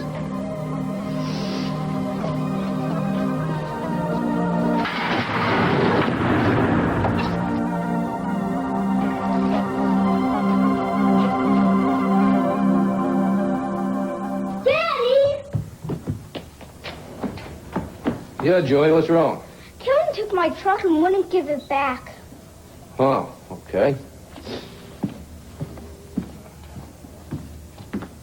Kevin, get your tail down here. I'm away pronto. All right, come here. All right, now are you really hurt? Or are you just playing this up a little bit? Yeah, well, I don't think it's anything to make a big fuss about, but we'll get it settled just as soon as he gets down here, okay? Huh? Yeah, Dad? Yeah, Dad. What's going on upstairs? Nothing. Nothing? Since when is it nothing for you and your brother to lay into each other? Well, you see, we had this deal. I had the building set, he had the truck. So he let me use the truck, I let him use the building set. But you see, he just took the truck and kept on riding it around with the mini cars. Wouldn't let me have turn. Oh, yeah? That the way it happened? Yeah. Yeah? You made a deal, and then you broke it? Yeah, he jumped on me and I threw him off. You did, huh? Yeah. Look, guys, I happen to know for a fact that there's 30 or 40 different trucks up there, so I don't think you really got to argue about just one. Huh? Huh? Shake hands and lighten up, okay? Right now.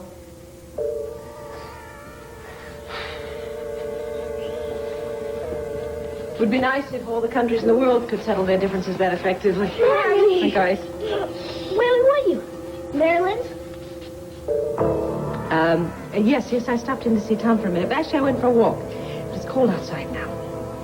You know, I think it'd be a good idea if you didn't play with your toys at all now for a little while. Joey, I would like you to go and do some drawing. And Kevin, I'd like you to go and do your homework, okay? Okay. I don't have much, so I'll be done before dinner. Okay, fine. Now, you always say that, but make sure you get it done, all right? And no more fighting. Joey, no distractions upstairs. Okay, hon?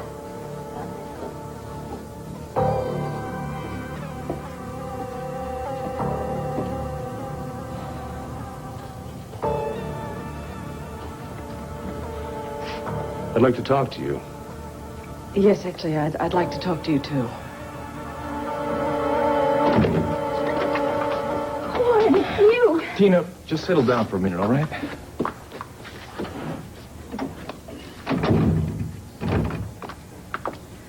You have no idea how many times I've dreamed about this, that you'd come knocking on the door and say you want to move back in. Tina, I came by because there's something important we need to discuss. Yeah, don't I know it. Listen, I'm in trouble for something really big, and I didn't even do it, believe it or not. Clint just jumped all over me. I know. Allison's letter. How'd you know about it? Rafe came by the banner today. He was looking for you. Oh, no. Oh, no. Does this mean he's going to arrest me? He definitely wants to talk to you. But I didn't have anything to do with the baby or bringing it back or kidnapping it or anything, and why anybody would think I'd want to hurt Vicky or try to get the family fortune. Yeah, why should you worry about another family fortune when you already had mine locked up, right? All right, I guess I deserve that. And you're right. I guess I did, or at least I hoped that I did. But the main thing is, I was so much in love with you and so happy, busy being happy. How would I have time to do any of that other stuff? I know, that's what I told Rafe. You mean you defended me? Yeah, I guess I did. Cord, honey, don't you see what this means? This means you still love me, Look, and Tina, that we have a chance. Don't make more out of this than there is, all right? It's probably Rafe now. I can't believe this. I can't believe it. I swear, if lightning struck Landfair, they'd find some way to pin it on me. Can I come in?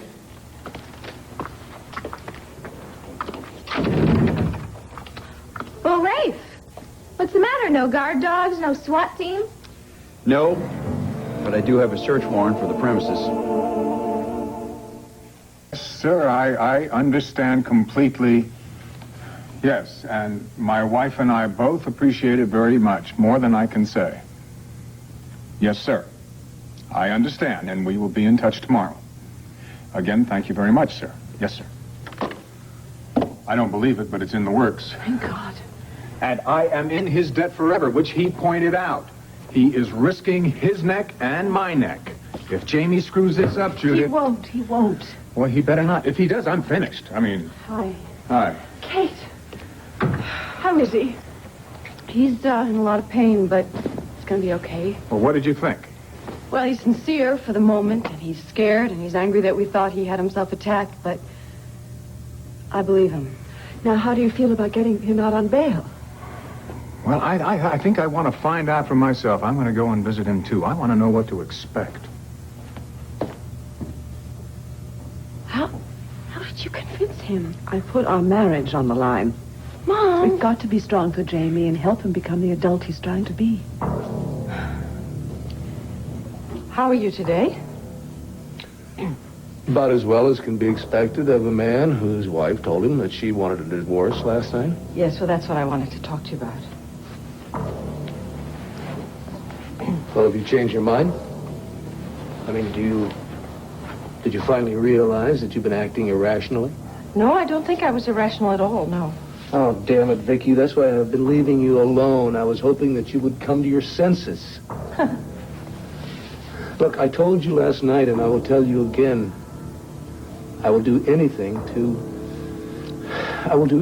to win your confidence back, honey. In fact, something has come up. Something that might change your way of thinking. Would you mind if I talked first, please? Well, there's something that I have to tell you, and I've just barely worked up my courage to say it, and if I lose the courage now, then... Thank you.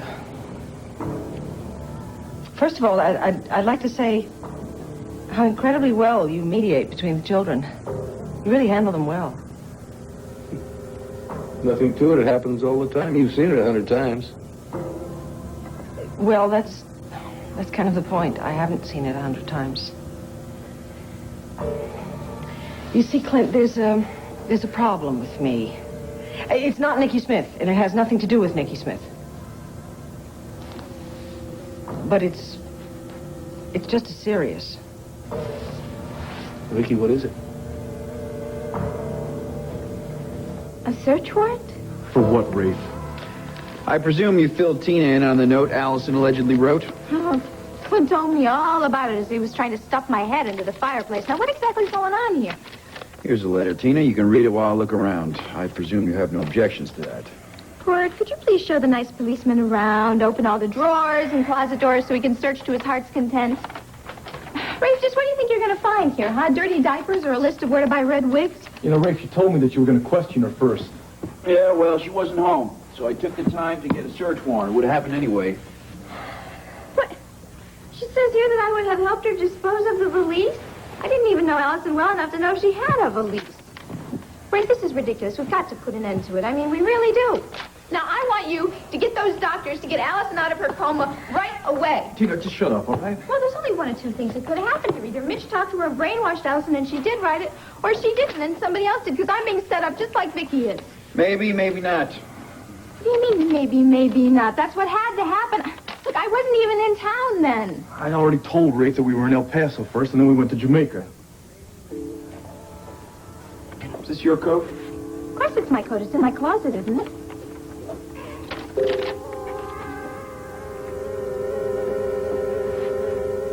Well, these sure look like the keys to Landfair and to Vicky's car.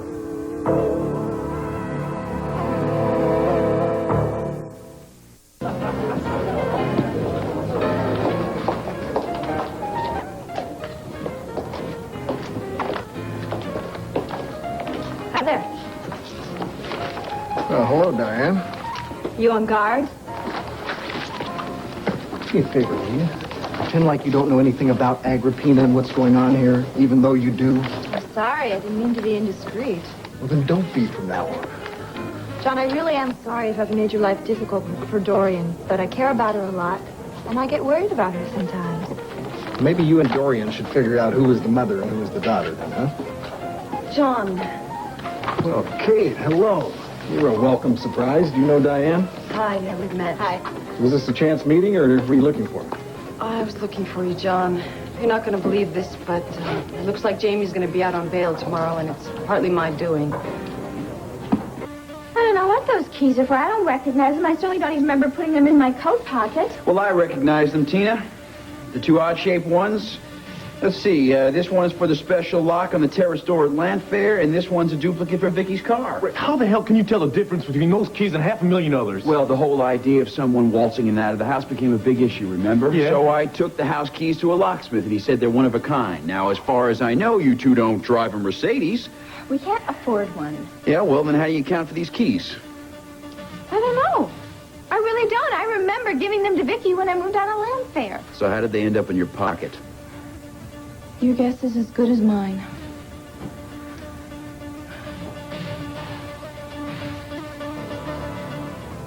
This is very hard for me, Clint, but I truly do believe that it will help you in the long run. It will certainly help you to understand me, and a lot of my recent actions will start to make sense to you. Vicky, could you get to the point? Yes, just a minute. I'm also hoping that when you know the truth, you will understand why a divorce is the only thing for us now. What truth are you talking about? I have no memory of meeting you. I have no memory of falling in love with you or marrying you. I have no memory of you in my life at all. Are those keys going to give you enough to push for an arrest now? On top of Allison's note, probably. But do we know for sure it's Allison's signature? Did anybody have the handwriting analyzed? It's being worked on right now. The original note is at the police lab. We should know very soon. Oh. And if it's authenticated, then I'm doomed. We'll have no choice but to press charges. Yeah. And Clint will have no choice but to press for a firing squad. But Vicky... Well, surely Vicky won't believe this. Given everything you've done to her in the past, Tina... Oh, God, you're right. You're absolutely right. I guess this is what they say, how your sins catch up with you, huh? But this is one sin I didn't commit. Cord, are you really going to let this happen? Tina, don't push me on this. I need some time to think it through. But when would I have had time to do all this? I mean, with Allison and Jessica and hiding evidence and all this kind of stuff. I mean, I was too busy trying to keep you from finding out that I blackmailed your grandfather. And then we were down in Devil's Claw, fighting for our lives. Don't you remember that? Cord, you can't leave me now. I need you. I think what you need now, girl, is a good lawyer. I'm taking these over to Vicky's to make sure they do fit the doors in her car. Well, I'm coming with you. Just on the hope that Vicky is going to be smart enough not to go along with this. Let's go.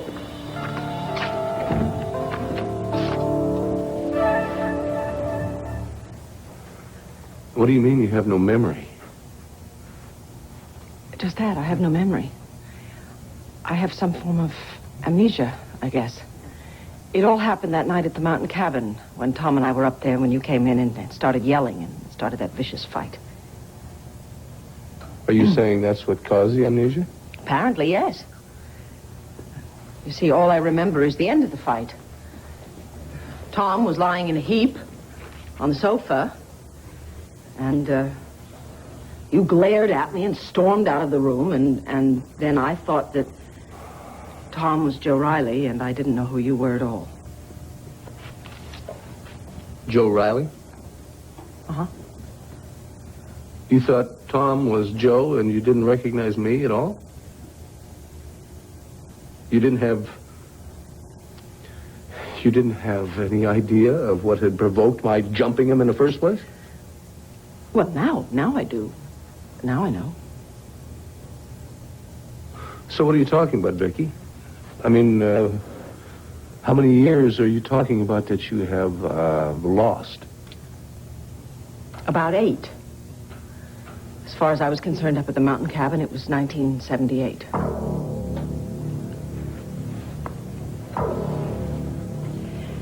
I hope that now you can understand why I've been spending so much time with Tom. You see, he's the one who told me that it was really 8 years later and that my Joe had died of a brain tumor and that I was now married to you. That information meant nothing to you? No, nothing. I don't remember anything beyond 1978. I was married to Joe and Kevin was a baby and we were very happy. Why didn't you tell me right away? Obviously, you're having a little trouble comprehending this, and I guess I can't really blame you. You see, all I knew of you was that you were this vicious man who came in and beat up Joe's brother, Tom. I'm sorry, but I was terrified of you. I didn't even want to be near you. What about when Tom gave you all this information? Well, I was still afraid. Because he also told me then what had been going on in my life, in our lives, how you had accused me of being Nicky Smith and kidnapping my own daughter. See, apparently I had asked Tom to come up to the mountain cabin because Allison Perkins had confessed to me that she had an accomplice, and I had managed to figure out for myself who the accomplice was, and I wanted to tell Tom. Who'd you figure this person out to be? I don't know. I never had the chance to tell him because you came in and started fighting. So you've kept this, this memory loss a secret all this time. Kept it away from me, huh? And now I'm just supposed to understand why that means we should get a divorce. Well, you see, I had one session with a psychiatrist who told me that there's every chance I will never regain my memory. Apparently, I've been under such a lot of pressure, I mean, living under siege from the police and from you, that I just had to escape. And since Nicky Smith truly is gone, I couldn't escape into Nicky, so I escaped into something else. I just withdrew. I wiped it all out. I went back to a happier time.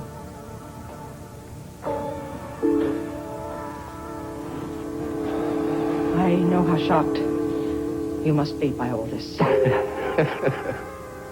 think this is funny? Well, you see, Nicky Smith spent a period of time in my life, Vicky, and, I know that. Tom told me about that. Oh, really? Did he also tell you that she divorced me? But now there is no Nicky Smith, right? And I still can't have my wife because she doesn't remember who I am. And now she wants to divorce me. Yes, but I do know what I'm doing. How the hell can you know what you're doing when you don't even know what year it is? You don't even remember what we had together, Vicky. You have chosen to just throw something away and pretend like it never happened. Hell, you don't need a divorce. You need help. And not from Tom Dennison, from me. You've only known him a few months. You haven't even known him that long. Since you just remember meeting him up at the mountain cabin. Yes, but I feel closer to him than I feel to you, and I certainly care about him a lot more than I care about you. What the hell can you base that on? Oh, yeah, I forgot. You have turned Tom into Joe Riley, right?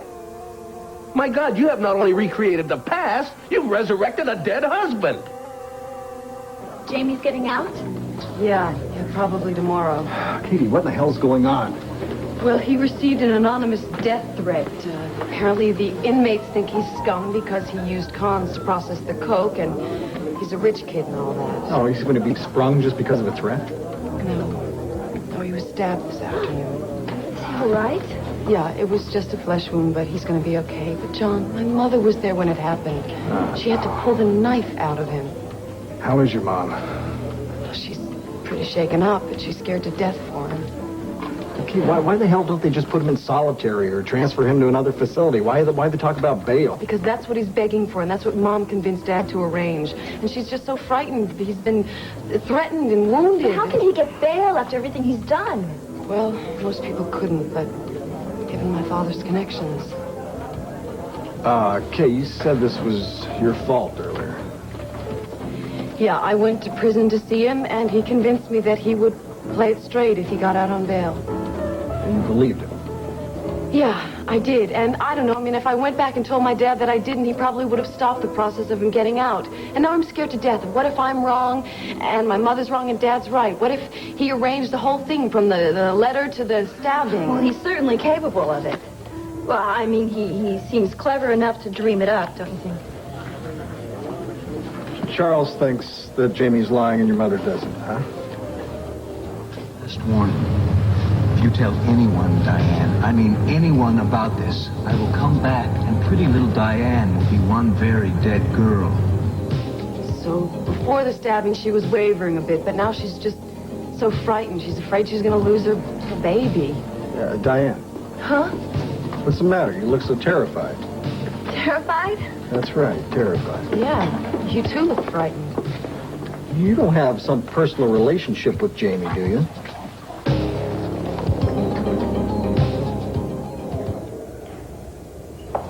Here he is, Mr. Sanders.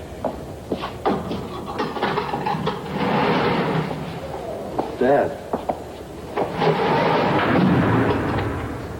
You were sleeping. Painkillers have me drowsy, I guess. Not a good idea dozing off, though, huh? I need to stay alert in case they try something again before you get me out. You are getting me out, aren't you, Dad?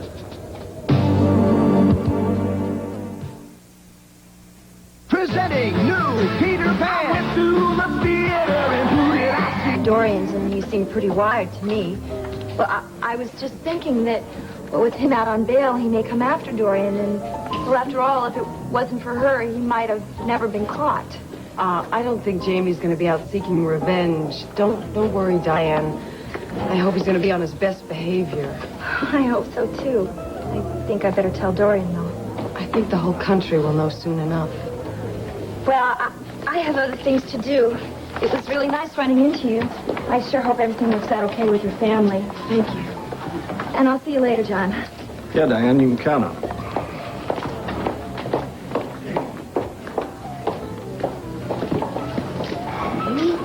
You don't like her, do you? It's not a question of like or dislike, Katie. It's simply the fact that I don't entirely trust her. But why? It's a long story. I might be wrong about this, but has Jamie ever mentioned any connection to Diane to you?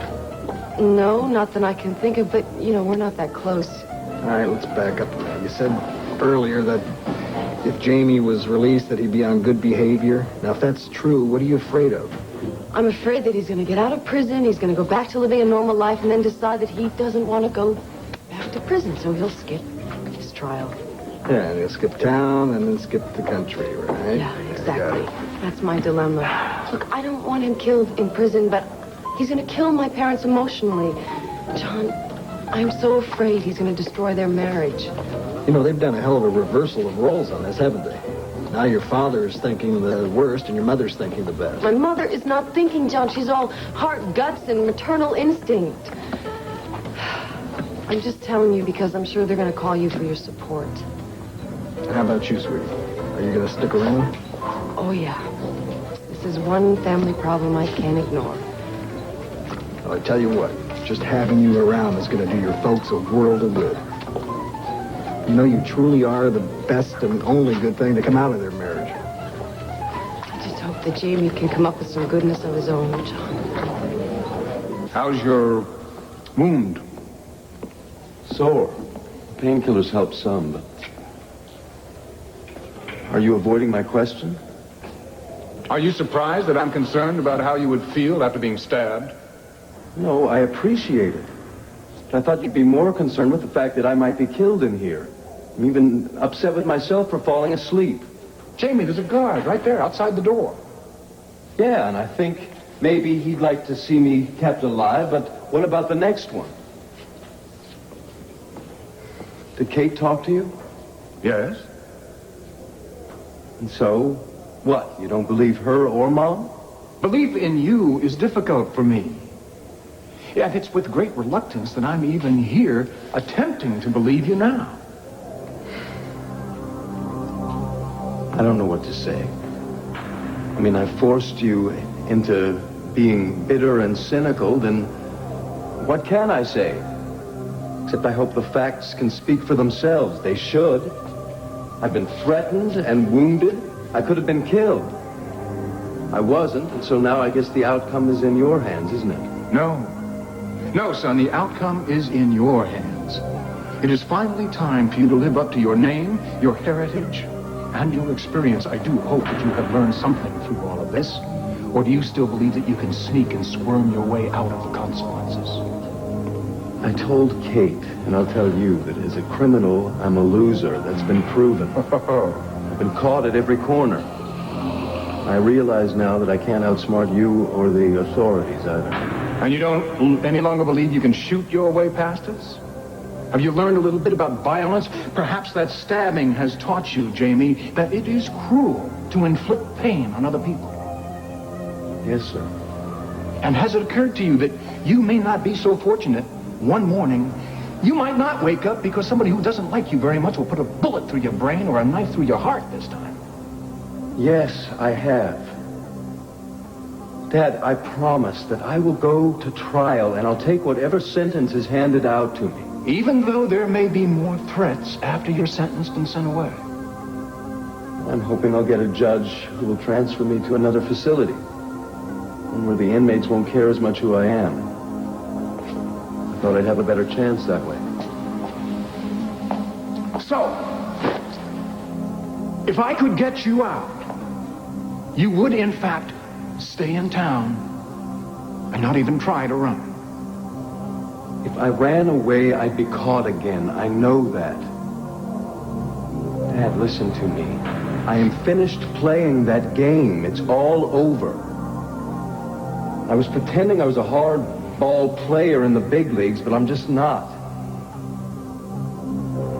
So please, give me this one last chance. You won't regret it. Even Kate believes me. Surely you can, too.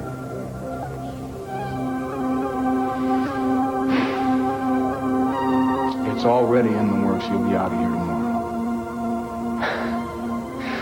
You are such a terrific dad. Yeah. How could I have put you through all that? Try to stay alive through the night, will you? Vicky, where the hell is your common sense? Where are your values? Where is your intelligence? Don't you realize that you wouldn't have married me if you didn't love me? You wouldn't have let me adopt and raise your kids if you didn't love me. We wouldn't have had Jessica together if you didn't love me. I understand all that, but don't you see that those are only words without feelings? They have no meaning. There is every chance, there's every possibility that you could get your memory back tomorrow. Now, why go rushing into a divorce? I guarantee you're gonna regret it if you get your memory back. I don't think so, because you are completely overlooking your betrayal of me. The fact that you think I lied to you about my becoming Nikki. I made a mistake, all right? Based on Nikki Smith's reign of terror, I made a mistake. Yes, well, I was very hurt and angry with you before I lost my memory, too. Oh, really? Mm-hmm. Tom Dennison made damn sure you found out every detail of my betrayal and probably every other fault he could come up with. You are being very, very unfair to Tom now, just as you were when you knocked him senseless based on some paranoid belief that we were having an affair. Paranoid? You're divorcing me for the fella. Damn it, Vicky. You have been hiding your amnesia, and now you're using it to try and get a divorce. Don't you see what you're doing? You scare me! I don't even like you very much. I know that I don't want to be married to you because I cannot live with a stranger. You are off the wall. I should have had you locked up when I first thought you were Nikki Smith. Well, you cannot legally have me committed just because I have amnesia. I have already checked into that. But what you can do is let me go, please. Let me go and let me live my life the way I choose. I mean, I can't imagine why you'd want to keep me when I don't love you and I know that I never will love you. Because you don't remember anything that happened between us, right? I never thought that this nightmare could get any worse. I'm sorry for your pain. I'm sorry for the traumas. Yeah. You know, I wish to hell I had another alternate personality I could slip away into it. Why is it I am always left staring reality right in the face and you get dreamland?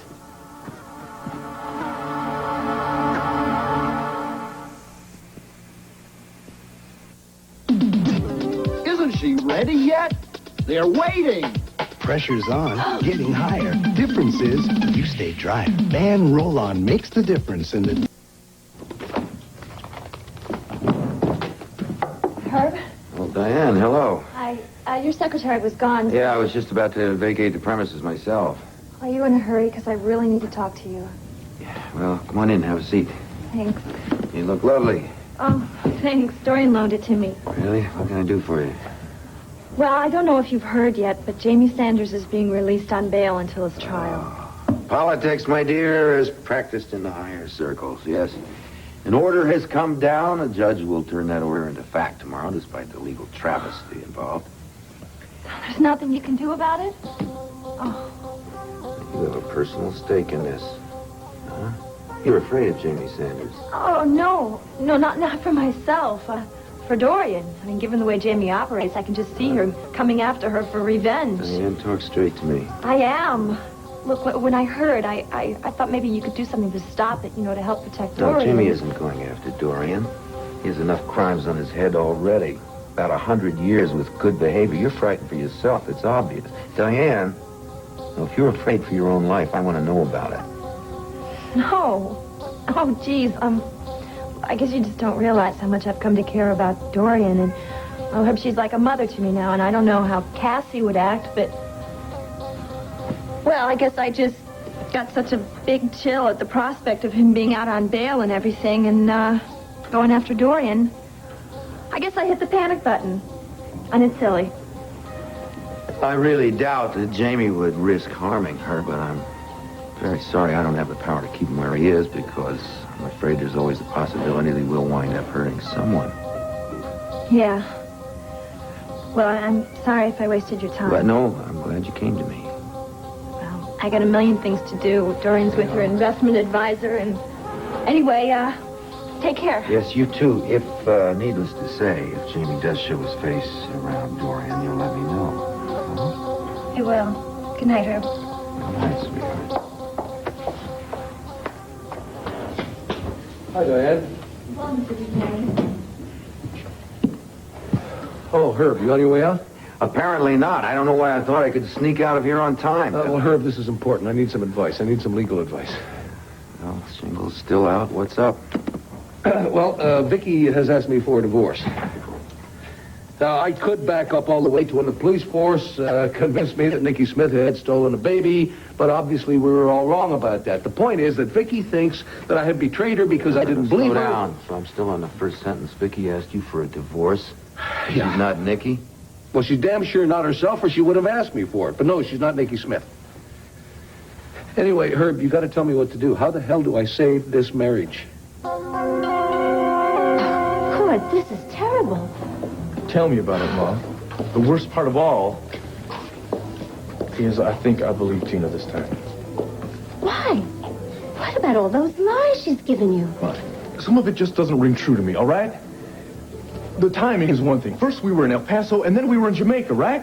Now, she was so busy trying to keep me from finding out that she had blackmailed Asa for that money, I just don't think she had the time or the intelligence to pull two different scams at once. Cord, you might be underestimating her again. Oh, Tina hardly ever had a run-in with Allison, right? Now, I'd like to know how and when she found out that Allison was the one who was behind the kidnapping. Of course, I can't answer that, but I wouldn't dismiss the idea. No, some of it just doesn't ring true to me, okay? Now, I know that there's somebody out there who has really got a vendetta against Vicky. Now, maybe that same person has got something against Tina, too. I'm afraid I can't make any sense out of that either. Well, look, maybe the police will continue their investigation and decide that the evidence is all false. Don't even talk to me about the police, all right, Ma? Now, those guys have been looking for evidence on this case for so long that now that they found some, they're not even going to question it. Look, all they've got is that note and the keys. Now, on that, I think they can arrest Tina.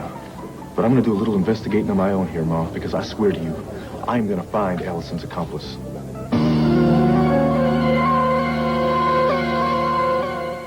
What the hell are the divorce laws in this state, Herb? Well, Pennsylvania does have a no-fault divorce, but that isn't applicable since you don't want one. Well, if you contest, that would mean a legal separation of 3 years before a divorce could go through. Oh, that's terrific. Yeah, however, if either party can prove that the other has made life miserable through mental cruelty or physical anguish, then a divorce can be granted.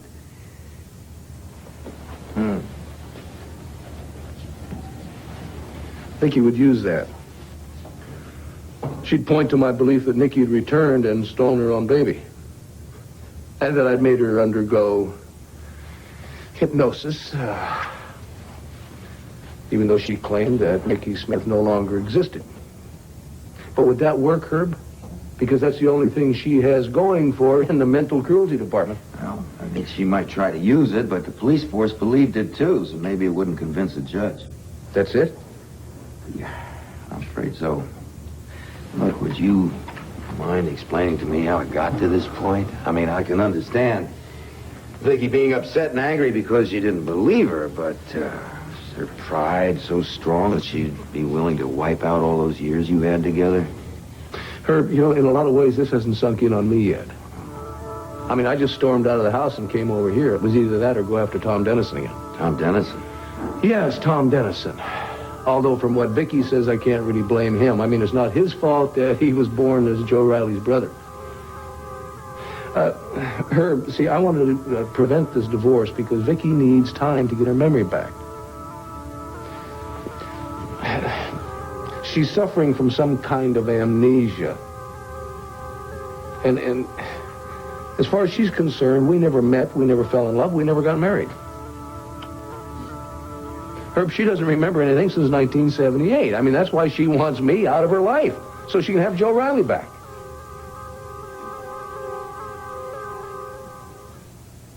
Tina, it was you. No, absolutely not. No, I tell you, this is some kind of scam of Mitch's. I'm sure that he programmed Allison to write that letter, just like he programmed her to kidnap your baby after he was dead. I also found a set of keys in Tina's coat in her closet. They appear to be duplicates to your terrace and front doors and to your car. Yes, they seem to match exactly. Vicky, I am being railroaded here. Don't you see? I know I have done some really rotten things to you in the past, all right? And maybe it was just a few months ago, but not now. Vicky, I love you. I love Jessica, and I love Cord. And all I want is for us to be able to be together. Unfortunately, Tina, every time I tried to think of a person who could benefit by setting me up, your name always popped up. But I never even knew that Allison returned the baby. I mean, that all happened when I was down in El Paso, and then I went right to Jamaica, and I certainly didn't come back here to plant evidence in your trunk. Rafe, are you sure that that is Allison's signature? Let me call headquarters. Vicky, if I had known that Allison had the baby, I would have called the police. Look, I hardly even knew the woman, all right? I ran into her in the hospital a few times, and I sympathized with her and felt bad for her because she was with Mitch, but that was it. I was just nice to her, that's all. Vicky, I really don't see how you could possibly think I would be lying about this. I don't know what to believe. Vicky, I have lost everything. I have lost my husband, and I have lost whatever reputation I had left in this town, and now I've lost you too. I really thought that I could at least count on you, my own sister. You have some nerve. Expecting unqualified support from me when you have given me very little of that in the past. Yeah, Hank, have you checked that Allison Perkins signature yet? Uh-huh. Right. Right, thanks. It's been verified by our handwriting specialist. It's Allison's.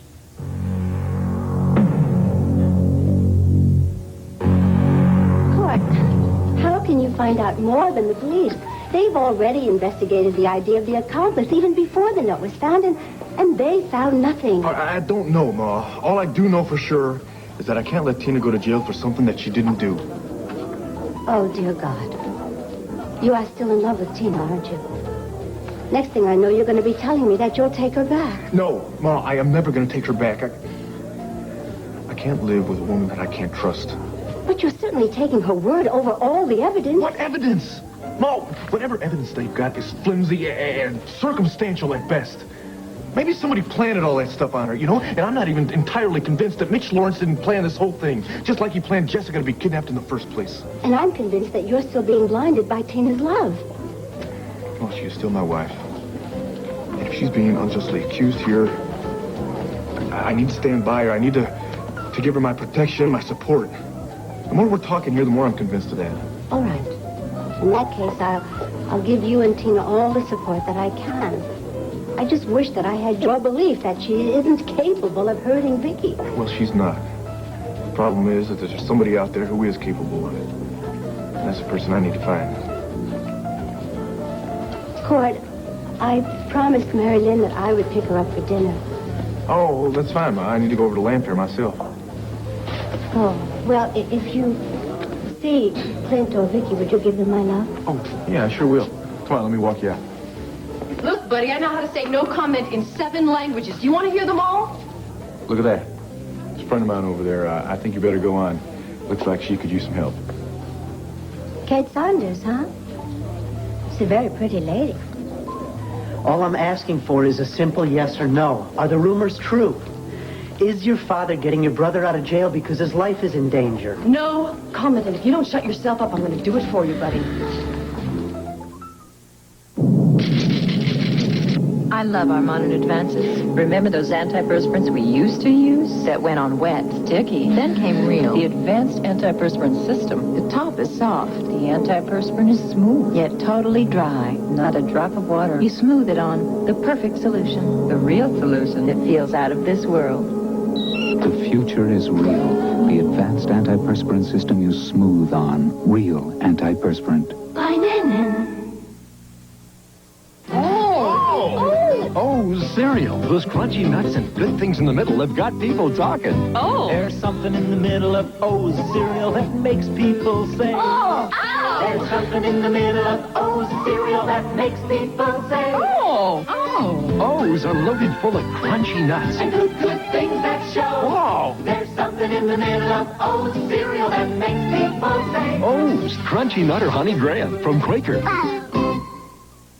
Would you use eau de toilette to clean the toilet? Or bubble bath? Some bowl cleaners are perfume or detergent. But Lysol toilet bowl cleaner's heavy-duty action cleans and disinfects, eliminates rust and mineral stains, and disinfects under the rim. Get the heavyweight Lysol toilet bowl cleaner. Even today, myths about menstrual pain can still affect us, so we accept painful periods as part of being a woman. Now shatter the myth. With new Midol 200, its advanced formula with ibuprofen helps block the source of menstrual pain. Midol 200, the menstrual pain specialist. Stop the pain and shatter the myth. I don't clean anymore. Because none of these ordinary cleaners gives me what I want. Now I clean and disinfect with Lysol deodorizing cleaner. Look, Lysol not only cleans the greasiest dirt, it disinfects. Lemon Fresh Lysol cleaner takes cleaning one step further. What are you doing? Raking in a lot of overtime, waiting for the next episode of Moonlighting to get here. You're kidding. Is it like that with all the shows? Oh, no, we got a Colby's back there for next week. We got a Starman ain't going to show till April. So when do you think this episode of Moonlighting is going to get here? No, sometimes they don't get here at all. Tonight, Moonlighting. Maybe. They fought in hell. Now, Take it easy here. You don't want to beat up on this reporter here. In fact, I think we got laws against that in this country. That's very true. That's a good point, buddy. I mean, I'm not asking about who she's sleeping with or anything, only about her father. Well, I think the lady's made it real clear that she doesn't want to talk to you. So why don't you just get the hell out of here? Because, if you must know, this is my first assignment for the National Intruder. And I'd like to bring back a good story. Look, buddy, your time in the hospital after I show off my karate will make a great story, only you won't be able to write it. I'm starting to believe her. I would, pal. Yeah, I've seen the lady in action. You're pretty ugly.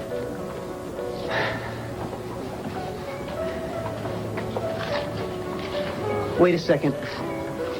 Aren't you Cord Roberts? Yeah, that's right. I work at the Banner. So, how's that little wife of yours? I heard you threw her out of your bed. Has she found another one to crawl into? Wait a minute, Cord. I think they've got laws about beating reporters up Western style, but hey, if you're willing to forget the rules, so am I. Just draw my own conclusions. I don't believe that punk. You know, no matter what you do or what you say to those people, they just misconstrue the whole thing. Yeah, well, I've never been able to develop my father's tact and patience with them. Oh, God, I hope he's got a lot of it, because he's gonna need it. Why? Was there something to all those questions he was asking? Yeah. Jamie's gonna be out on bail tomorrow, but, Cord, I don't want to discuss it anymore. Do you want to have a drink? I'm sure we could find something else to talk about. I'd love to, but I've got a bunch of black thoughts myself running around in my head. I'm not the person you need to lighten up with. Tina. Gee, how'd you guess? Got that Tina look. She's gotten herself into trouble again. And this time, I don't think she deserves it. So you're gonna go bail her out. Well, you and my dad have a lot in common right now. I think there's more truth to that than you may know right now.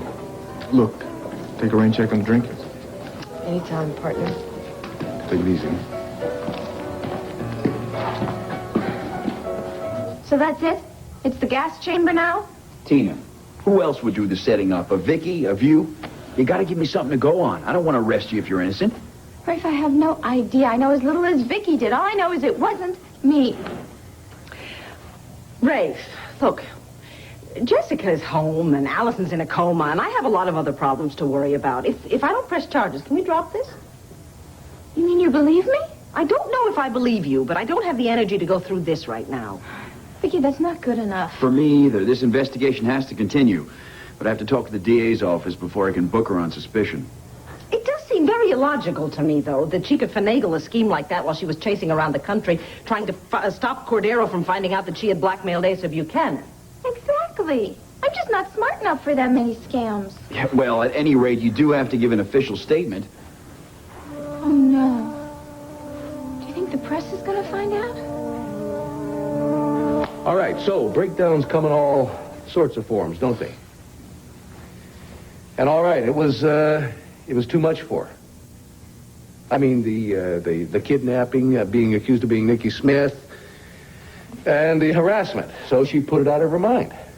But damn it, Herb, how can she just ask for a divorce? I mean, she's got to realize that we had something going for us before this. I don't understand it either. Well, she has convinced herself that Tom Dennison is Joe Riley. And she's in love with him. Did she say that? She didn't say it in so many words, but I got that feeling. Yeah, look, Clint, I can't imagine a judge granting her a divorce if you contest because of amnesia. Fine. But what if he does grant a divorce, Herb? Then what? What about the kids? Hey, jailbird Jamie. How about a smoke? I don't smoke cigarettes, thanks. That's right. You only smoke the stuff that gets you high or rich.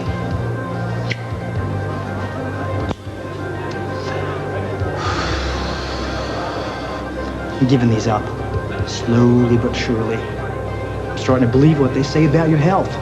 Look, are you hard up for someone to talk to, or what?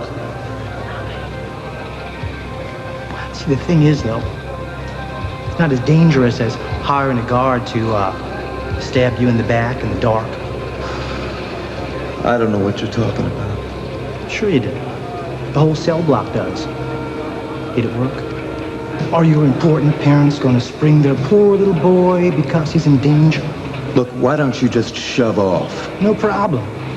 It's just that I'm getting out on parole soon, and if you're out, I'm going to contact you and ask you for a favor. A job, a loan.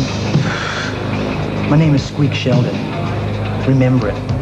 Because if you don't, I think the district attorney will be real anxious to know the name of the guard that you hired to stab you in the back, in the dark.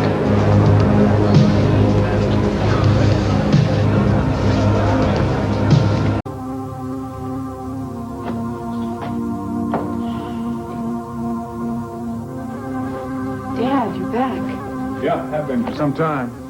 And? I was pretty tough on him, but he didn't break. He just stuck with his story. I'll be a good boy. You think it was just a story? I don't know. I tend to believe him. Well, at least I did till I got home. It's sort of like you know. He means it now, but can he stick to it? I don't know. How's Mom? Oh, she's fine. She's out making the bail arrangements so he can get out tomorrow.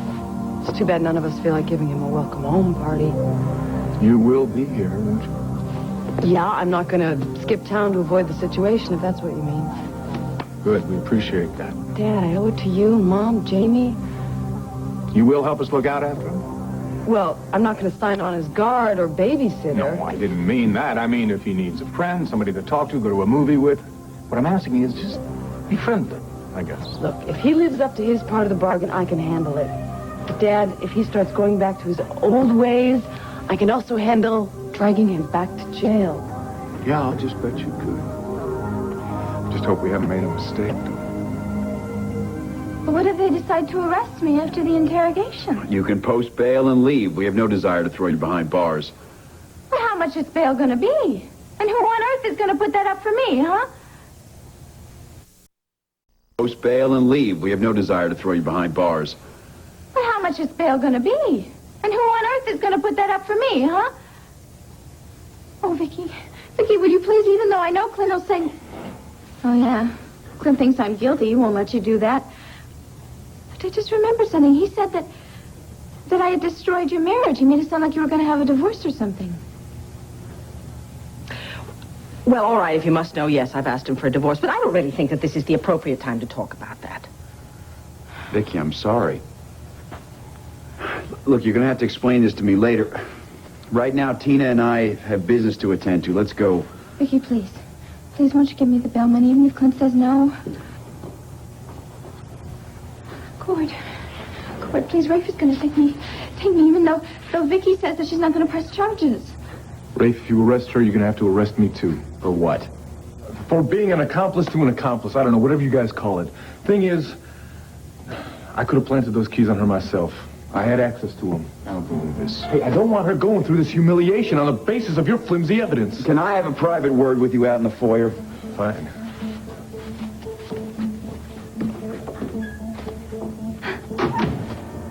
Wow. Vicky, did you see that? Did you see that? Cord still loves me. You're saying you would want custody?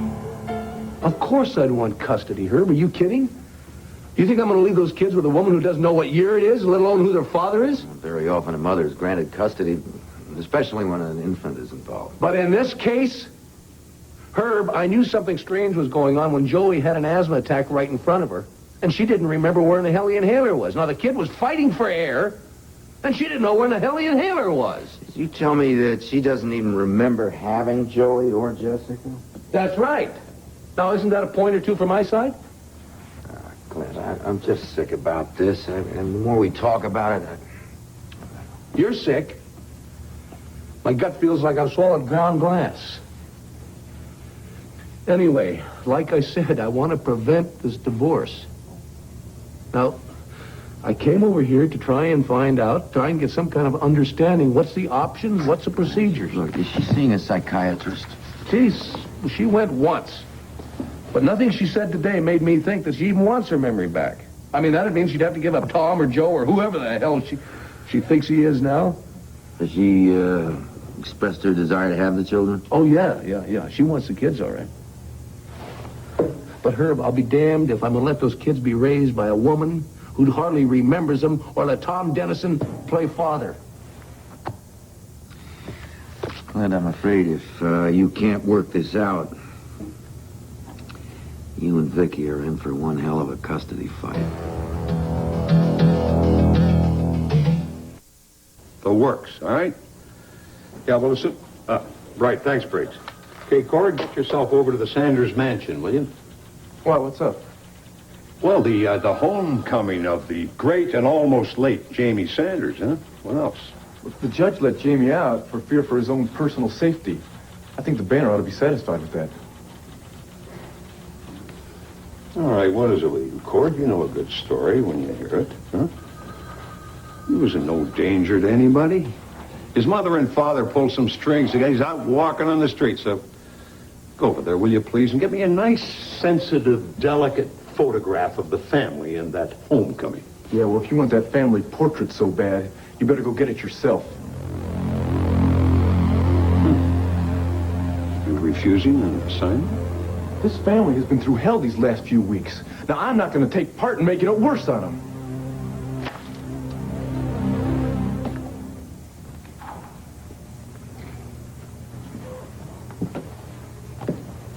More impartial journalism? Oh, more trash. You know, I don't even know why I bother reading this stuff. Father knows best, especially when Junior wants out. Right. Very clever. Yeah, wonderful. There seems to be two kinds of justice in the world, one for the Sanders and another for the rest of us. I hate to say it, Dad, but for once the national intruder is right. Thanks. Jack, Charles, Kate. Well, say something, somebody. Welcome home, son. Hi, Jamie. It's okay, Mom. I wasn't expecting a royal reception. I know it's going to be hard adjusting, but at least you're home and safe. I hope we can say the same for the rest of Landview. Kate. That's all right. Don't come down on Kate. It's not a day to cheer. Look at this. I just hope that you don't ever give them anything else to write about, Jamie. Ever.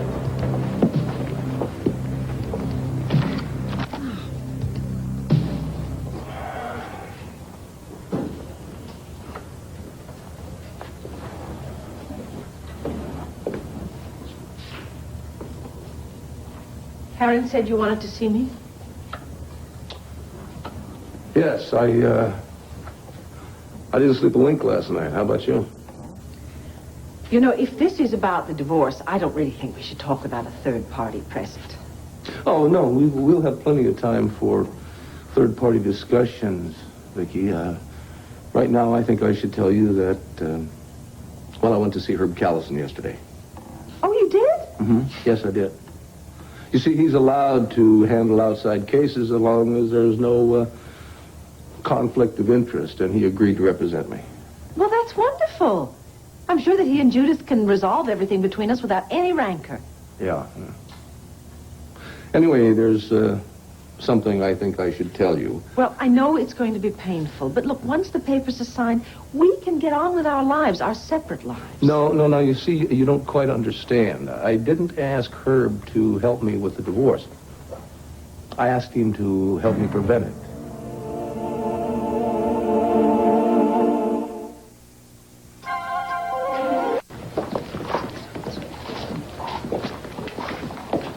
Aggie, what's so important? John, what took you so long? Wait, what's the matter? I'm in danger, terrible danger. See the man in the dark suit sitting by the bar there? What about? Well, he was in the lobby last night, in the corridor outside my room later, in the breakfast room this morning. He's everywhere I go. Aggie, relax. If he's sticking that closely to you, there's only one explanation for it. He's got to be one of Charles' men. He's guarding you, that's all. No, I've met every man assigned to watch over me. He's not one of them. He must be working for Dimitri. He's here to kill me. All right. Sit tight, all right?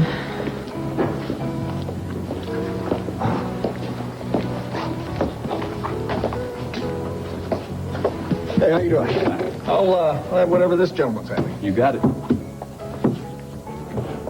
No, Mrs. Lord isn't in at the moment, but I'm her assistant. May I help you? Diane, where's the boss lady?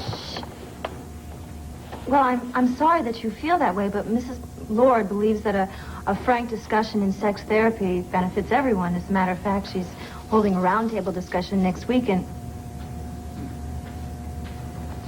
Boy, people are so narrow-minded. Since when are you taking Dorian's calls? She's meeting with her investment advisor this morning, and she's asked me to fill in until she gets back. And you were more than happy to take over, I'm sure, Diane. Is there something I can do for you, Teddy? It's Reggie, and there's nothing you can do for me. Just a second. Is that Dorian's mail? For her eyes only, I'm sorry. Well, she's also asked me to check her mail, so if you don't mind. You wouldn't want me to tell her that you questioned her orders, would you?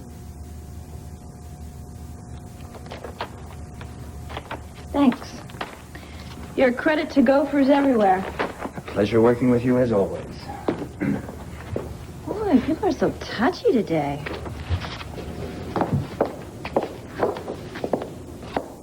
Here, Mel. I wonder who this is from.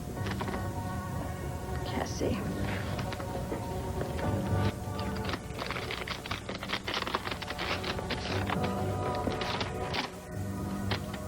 Dear Mom, Vienna has been a dream. But like you always say, every dream comes to an end. Not that Jenny and David haven't been wonderful. They say they'd love for me to stay here forever. That's why I can't bring myself to tell them I'm leaving.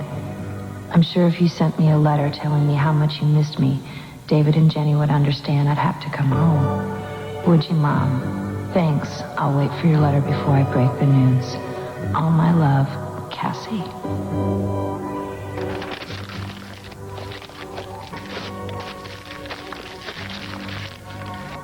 Cassie, you're going to have a long, long wait.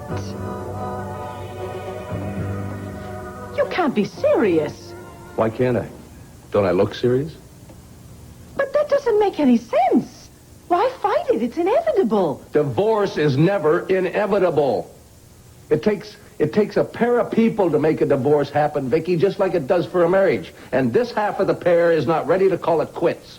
But it's not a matter of quitting. It is common sense. Is that a fact? Well, I don't see the common sense in throwing away a marriage that has sustained us and our children for years. I never said it didn't. But you were married to a different woman. You are Vicky Buchanan. And you are the lady I chose as my wife. No, I am not the same woman. Clint, I have no memory of our wedding. I have no memory of our honeymoon. I have no memory of giving birth to our daughter. I don't remember anything that's happened between us for 8 years. I remember enough for both of us. Well, I'm sorry, but that's not enough for me. Oh, please. Look, you're an intelligent man. Why on earth would you want to be married to a woman who doesn't know you and, more important, who doesn't love you? Let's leave love out of it for right now, shall we? Let's just stick with this common sense you were talking about. Take a look around you. Look at this room. Look at the house. It's our home, Vicky. We chose the furniture, we chose the paintings on the wall, and we did it together. But they're just things. Things? Yes. What about those children upstairs? Huh? What about those kids? Now, sure, I know Kevin and Joey were Joe's babies. They were his boys. But we made them ours. Ours. Well, I never said you weren't a good father. Oh, come on. I'm not fishing for compliments. The point is we raised a couple of pretty terrific kids. And that doesn't happen by accident, you know. That takes commitment, it takes patience, and it takes love. I'm not going to argue with that. But you cannot argue me into remembering things that are lost to me forever. Really? What about Jessica? Is she lost to you forever? Have you taken a good look at her? I mean, really a good, close look at her, Vicky? She's got your eyes, my nose, your ears, and my chin. She is living proof. That beautiful little girl upstairs is living proof of our love for each other. Yes, she is beautiful. And I already love her very, very much. But we would be doing her and the boys a great disservice by pretending to feel things that we don't. Oh, but we would be doing them a great service by splitting this family apart. Don't badger me. I am not badgering you. I'm trying to appeal to your common sense. Vicky, you are throwing something very precious away. Something that you may never get back again. Yeah, well, what about my memory? I may never get that back again either. I mean, you talk about this love and this understanding that built our marriage. I don't see them. All I see is a man who resorts to threats and to demands whenever he doesn't get his own way. You are the one that's threatening this family. You're the one demanding a divorce. What the hell did you think I was going to do? Lay down and play dead for you? You see? The slightest little thing just provokes you, doesn't it? Just like it did at the cabin when you beat Tom up. Oh, damn it, Vicky.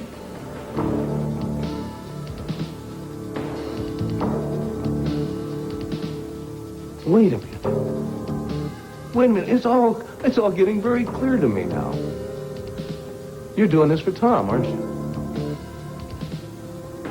Don't be ridiculous. Oh, yeah. All this talk about divorce. Tom Dennison put you up to this. No, he did not. It was my idea. If anything, he tried to talk me out of it. Oh, I'll just bet he did. Ever since he has shown his face in this town, he has been a curse on his family. I will not allow you to say such things about him. I'll say that and more. He has oiled his way onto our property. He's taken my job. There's only one thing left for him to conquer, and that's you. Vicky, please, wake up. Will you wake up before he destroys everything we've got? We have got to stay together until you get your memory back. I do not need my memory to tell me this much. Clint Buchanan, you don't know the first thing about love. Now let go of me.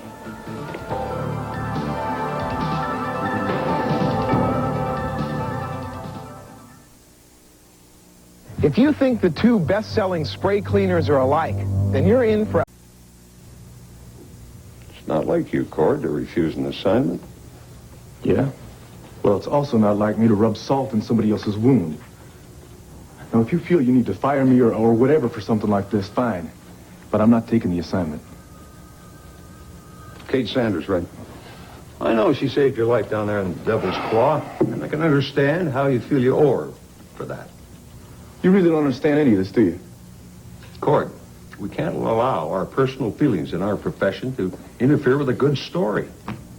I'm talking about a little common decency here, all right? Now, maybe if you lost sense of that, I don't know what kind of newspaper you're trying to put out. I'm trying to be patient with you. If I hadn't known you as long as I have, I'd drop kick you from here to Texas. Oh, so that's what this is all about, huh? First you got rid of Clint, and now you want to get rid of his son, too. We cannot allow our personal feelings to be brought into this office. Into Clint's office. Okay. I'm going to appeal to your professionalism here, and I think, I think you're man enough to respond.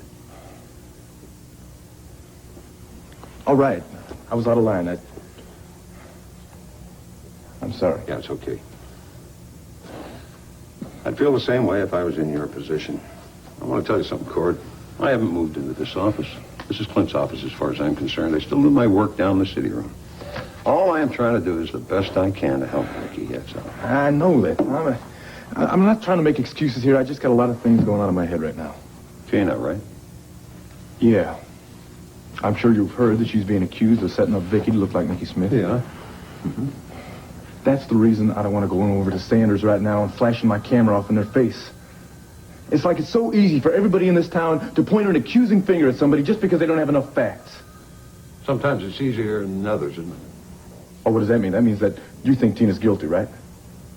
Well, about Tina, I really don't know. I'm telling you, Tom, she didn't do it. I swear she didn't. You know, Cord, maybe you're too close to her to know exactly what she's capable of. I know that she is capable of telling a lot of lies. I know that she's capable of doing a lot of damage, too, but she is not capable of deliberately hurting Vicky. Come on.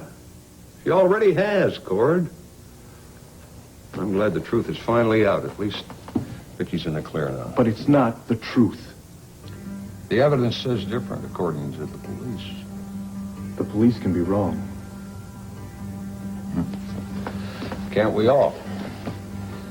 Well, I'm going home, do a little work there. On my way out, I'll see Briggs. I'll tell him that I took you off that assignment, okay?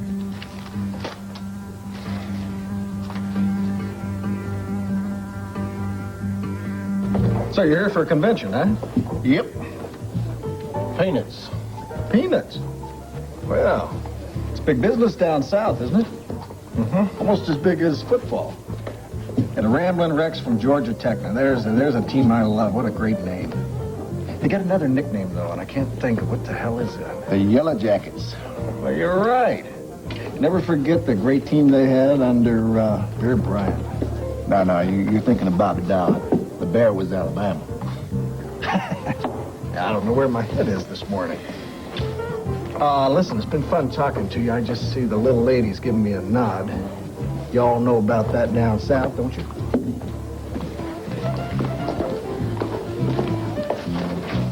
Well, so whose side is he working for? Peanuts. What? The guy's a peanut salesman. He's here on convention. Are you sure? I mean, Dimitri's men can disguise themselves as anything. Dimitri's men may know Uzis and hand grenades, but let me tell you, they know nothing about the Ramblin' Rex from Georgia Tech football team. This guy does. You must think I'm a fool, don't you, John? No, but I think you're letting yourself get terrified over nothing. You're perfectly safe here. I am as long as you're here with me. Thank you for putting up with my vivid imagination. Hey, I told you to call me if you had any worries now, didn't I? I know.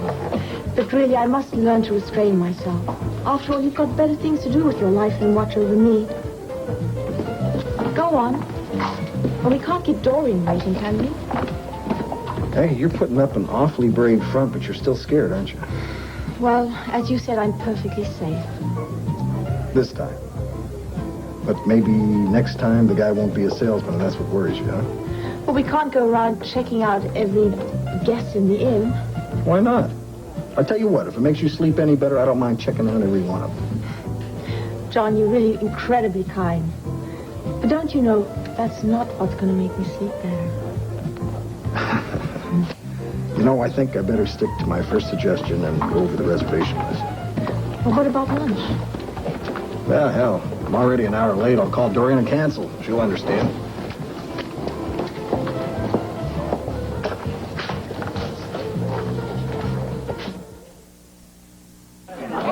How about it?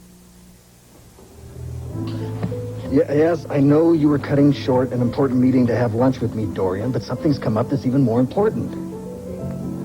Yeah, how'd you guess? Sweetheart, would you let me say... Dorian! Yeah.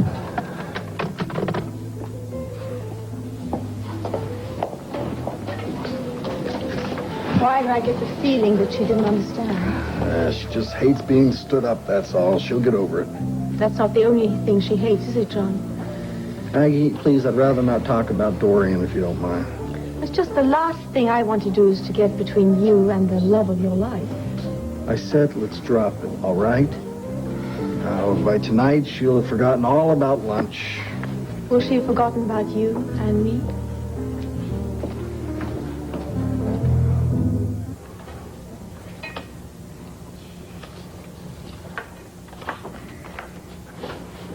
Mr. Dennison, Cord. Kate, how you doing? What's up? I came here to see your boss, actually. Sorry, you just missed him. Something I can help you with? Not unless you have any influence on your publisher and editor. Not like I used to, no. What is it? This? Oh, yeah. Yeah, I've seen this. But I tell you, the Chronicle and the Intruder did a better job on Jamie than we did. Cord, I expected from rags like that, but the Banner prides itself on fair play. Do you call this objectivity? Oh, Kate, hold it a minute. I'm on your side, remember?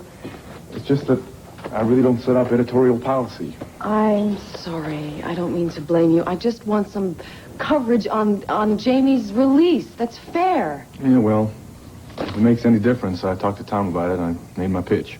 Well, what did he say? He said he thought he was going light on Jamie to begin with, and he really wanted to go for the scalp. Do you agree?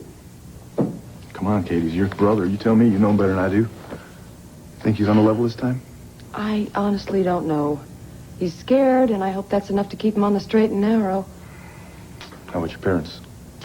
How they hold up?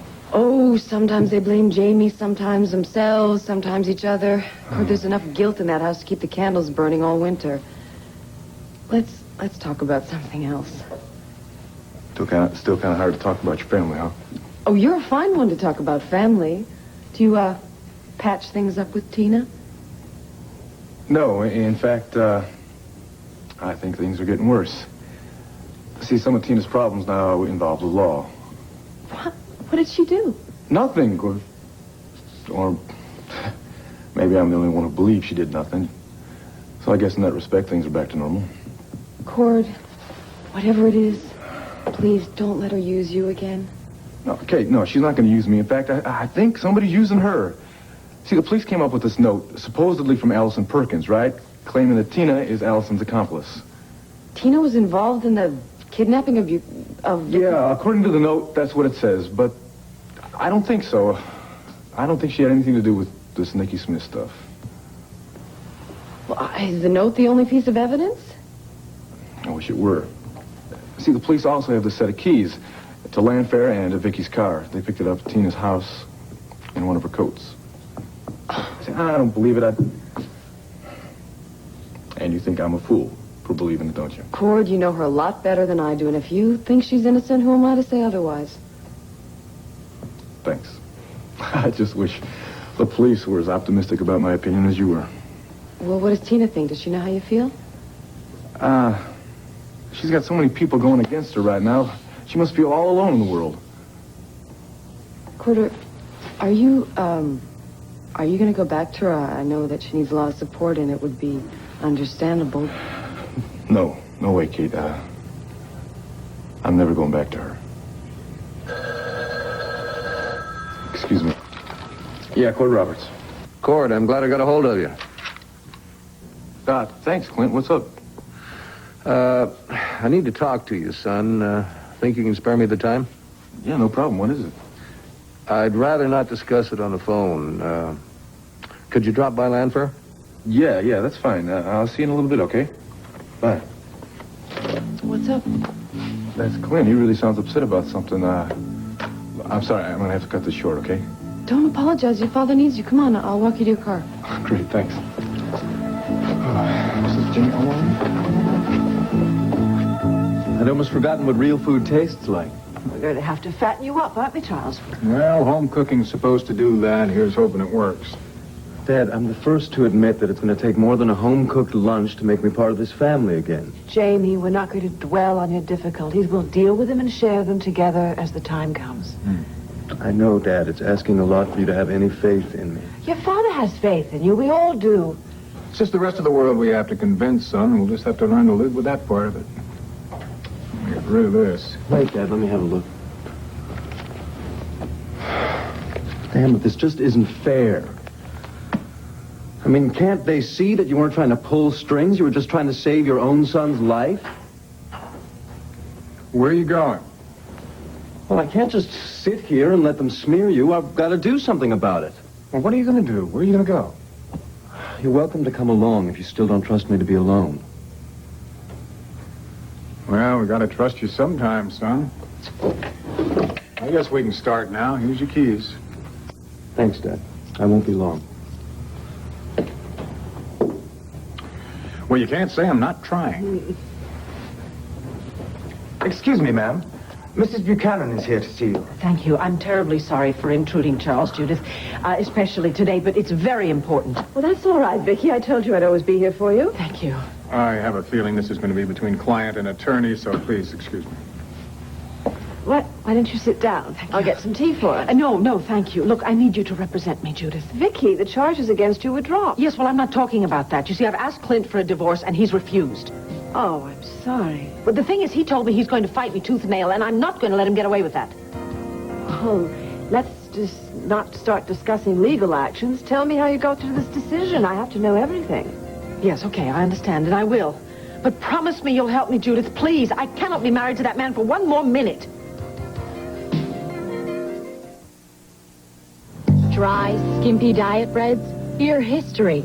Never again will I sacrifice this soft, fresh taste to save calories. And I will not sacrifice these full-size slices. I don't have to, because this is... So, now that you know everything, will you represent me? Well, you may not want me to after you hear what I have to say. I understand Clint's opinion and his point of view. What point of view? He's trying to hold on to a marriage that doesn't exist. Not now it doesn't, but this memory lapse of yours, it might correct itself. That's beside the point. That's exactly the point. When you realize you've broken your family up, you may not feel good about that. You may think differently about it. Oh, hardly expected that reaction. We're not just talking about you, Vicky, or your marriage, or Clint. Oh, I know, the children. I'm thinking about them. In the long run, this will be the best thing for them. Vicky, I am not convinced of that, because you see, I have learned by bitter experience that you cannot give your children enough love and support. I'm really very sorry.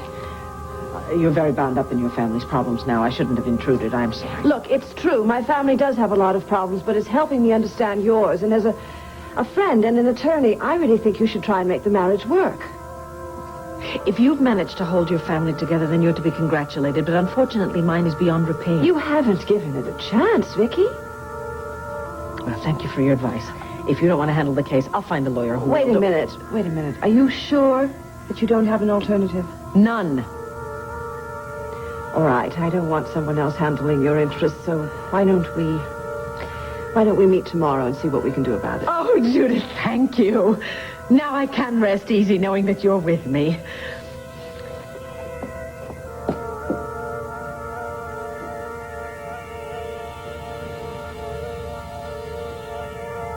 Well, go ahead. Tell me, do you think I'm a damn fool for fighting for a woman who doesn't even want me?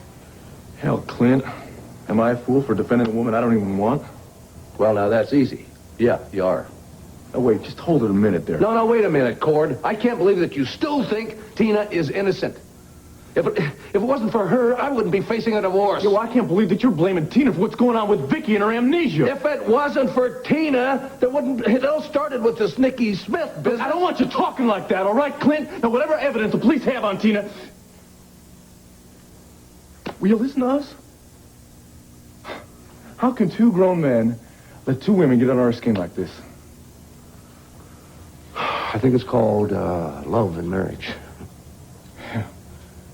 I think it's a real shame if we let whatever's happening in our marriages right now come between us. Because I think we need each other's support right now more than anything. Look, Clint, all you need now is time.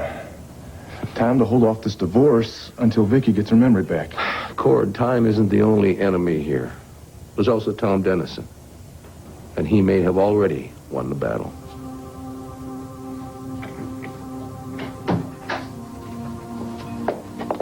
Busy.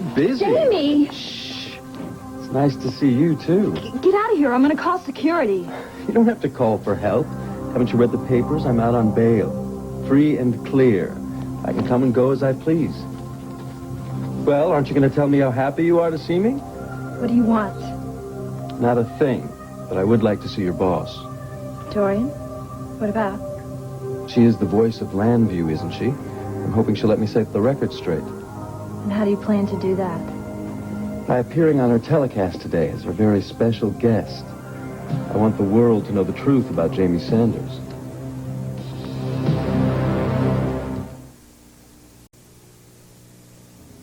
I knew you had the nerve, but I never thought you were out of your mind. I just want the airtime to make a public apology, that's all. If you think one person in Landview is going to believe you, then you are worse off than I thought you were. Now get out. Diane, I'm disappointed in you. I should have known better than to expect your forgiveness. But I'm afraid I'll just wait and hear what Dorian has to say. Dorian is out, but I can tell you exactly what she's going to say. Not on your life.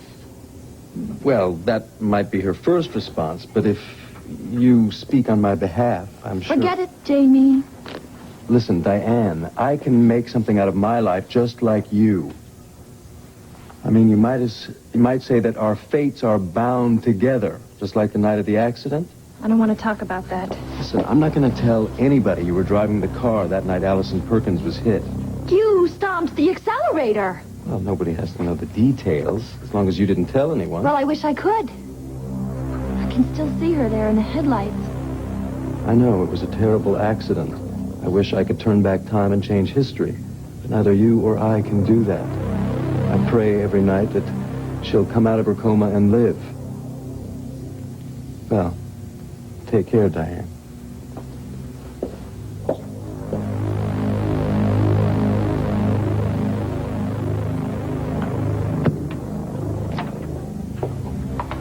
Hey, Reggie, how's it going? What are you doing here? Is that any way to greet an old pal? I got nothing to say to you, my man. We used to talk a lot at Statesville. Seems to me we could find something to talk about now. I don't know, Clint. I don't want to give her any false hope, but then again, I just can't walk away from her. No, of course not. That's out of the question. And I know that half the people in this town have already convicted her. I know how you feel about her. Yeah, well, my feelings haven't been any real secret. That's for sure. You know, I guess I can live with that. I can't live with not knowing the truth, though. The truth? Yeah, about Tina. Look, Clint, I hope you can understand. I need to turn over every rock I possibly can until I find out one way or another if Tina is innocent or guilty. Understand? Hell, son, I'm behind you all the way. You are? Yeah. I thought you were convinced that Tina was behind all this.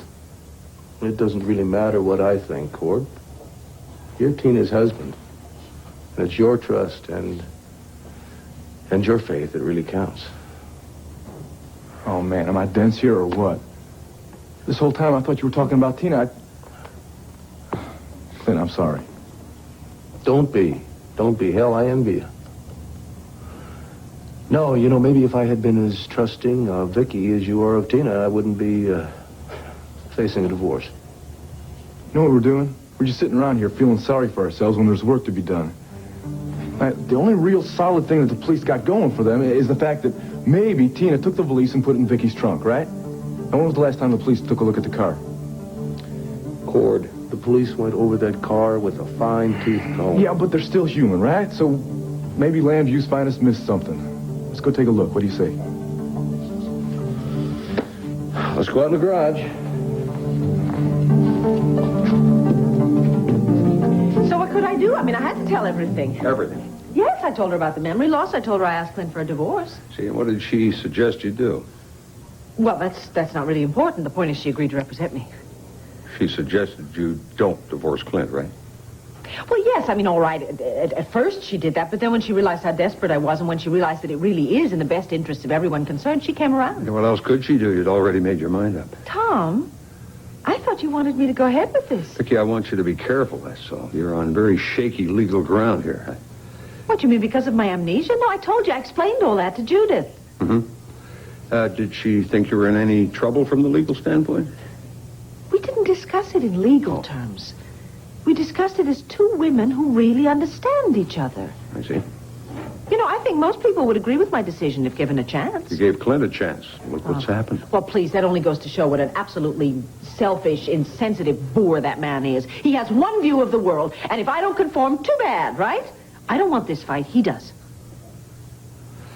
Vicky, I warned you if you told Clint about your amnesia that he could build quite a case against you getting that divorce, right? He cannot do it. He cannot force me to live with him when I don't even love him. I only love you.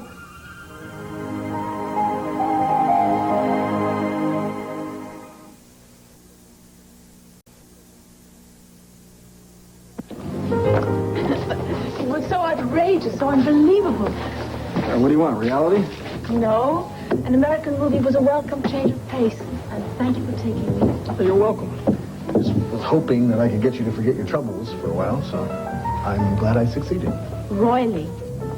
And part of the charm was sitting side by side with you in a dark theater. Until the usher came in and told you not to laugh so loud. Well, I can think of a time when he might have cautioned us about something else. Come on, John, don't tell me you don't remember my flagrant attempts at seductions on Devil's Claw? Yeah, Aggie, a lot of people did a lot of things that they wouldn't do here at home on Devil's Claw. You being gallant. I know what you must think of me. Hey, listen, I went along with seduction because I wanted the microfilm. Who am I to judge you? Look, I've come a long way since Devil's Claw. And I really don't want to be part of splitting you and Dorian apart. Well, I appreciate that, Aggie. But I tell you, the only thing that's going to split Dorian and us up is the Dorian's possessiveness. Did you tell her that? No, but now that you're safe, I think now's as good a time as any. Wait. You see that man coming towards us? That's not one of the ambassador's men. I think he must be looking for Dimitri. So what can I do for you? Agrippina Walcott? I asked you a question, my friend.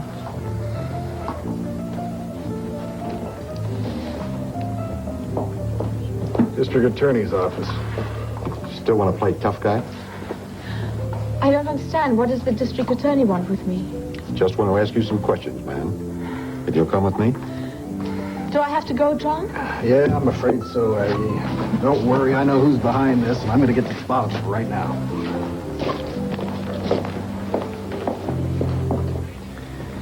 How did you find me? I told you. I'd never lose track of an old cellmate. Well, cellmate, old buddy, keep it down. Nobody around here but Dorian knows that I've done time. Sure, I understand. What's the angle, Jamie? No angle.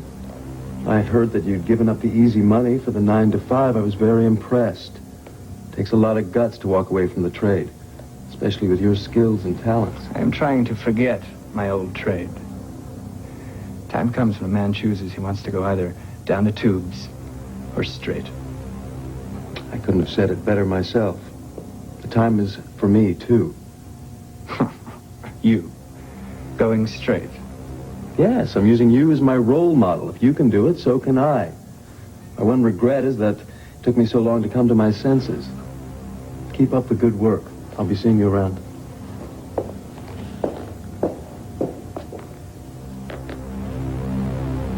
I do love you. I've said it. See? The sky didn't fall in. The floor didn't open up and swallow us. We're still here. That's right. We're still here. And you're still married, and I just can't forget that. Am I supposed to forget how I feel about you? Well, Vicky, you hardly know me. I know all I need to know. Listen to me, Vicky. You've been under a great deal of strain these past weeks. But with Jessica being kidnapped and losing your memory, it's understandable you turn to someone for comfort and friendship. I didn't turn to just someone. I turned to you because of the way I feel about you. You don't know what you're saying. Oh, yes, I do. And you can't lie to me. know what's in your heart. I don't know why you're so afraid to tell me. Vicky, can you honestly look at me and say you don't see Joe Riley? It's the memory of Joe Riley you're drawn to, isn't it? No, not anymore. When I look at you, I see Tom, and only Tom. I'm sorry, but I just find that so hard to accept. What do I have to do to prove it to you? Look, I've told Clint. I asked him for a divorce. I went and talked to Judith to make it all legal. How else can I prove to you that my life with Clint is finished? Tom, please look at me. What I want with all my heart is to start a whole new life with you.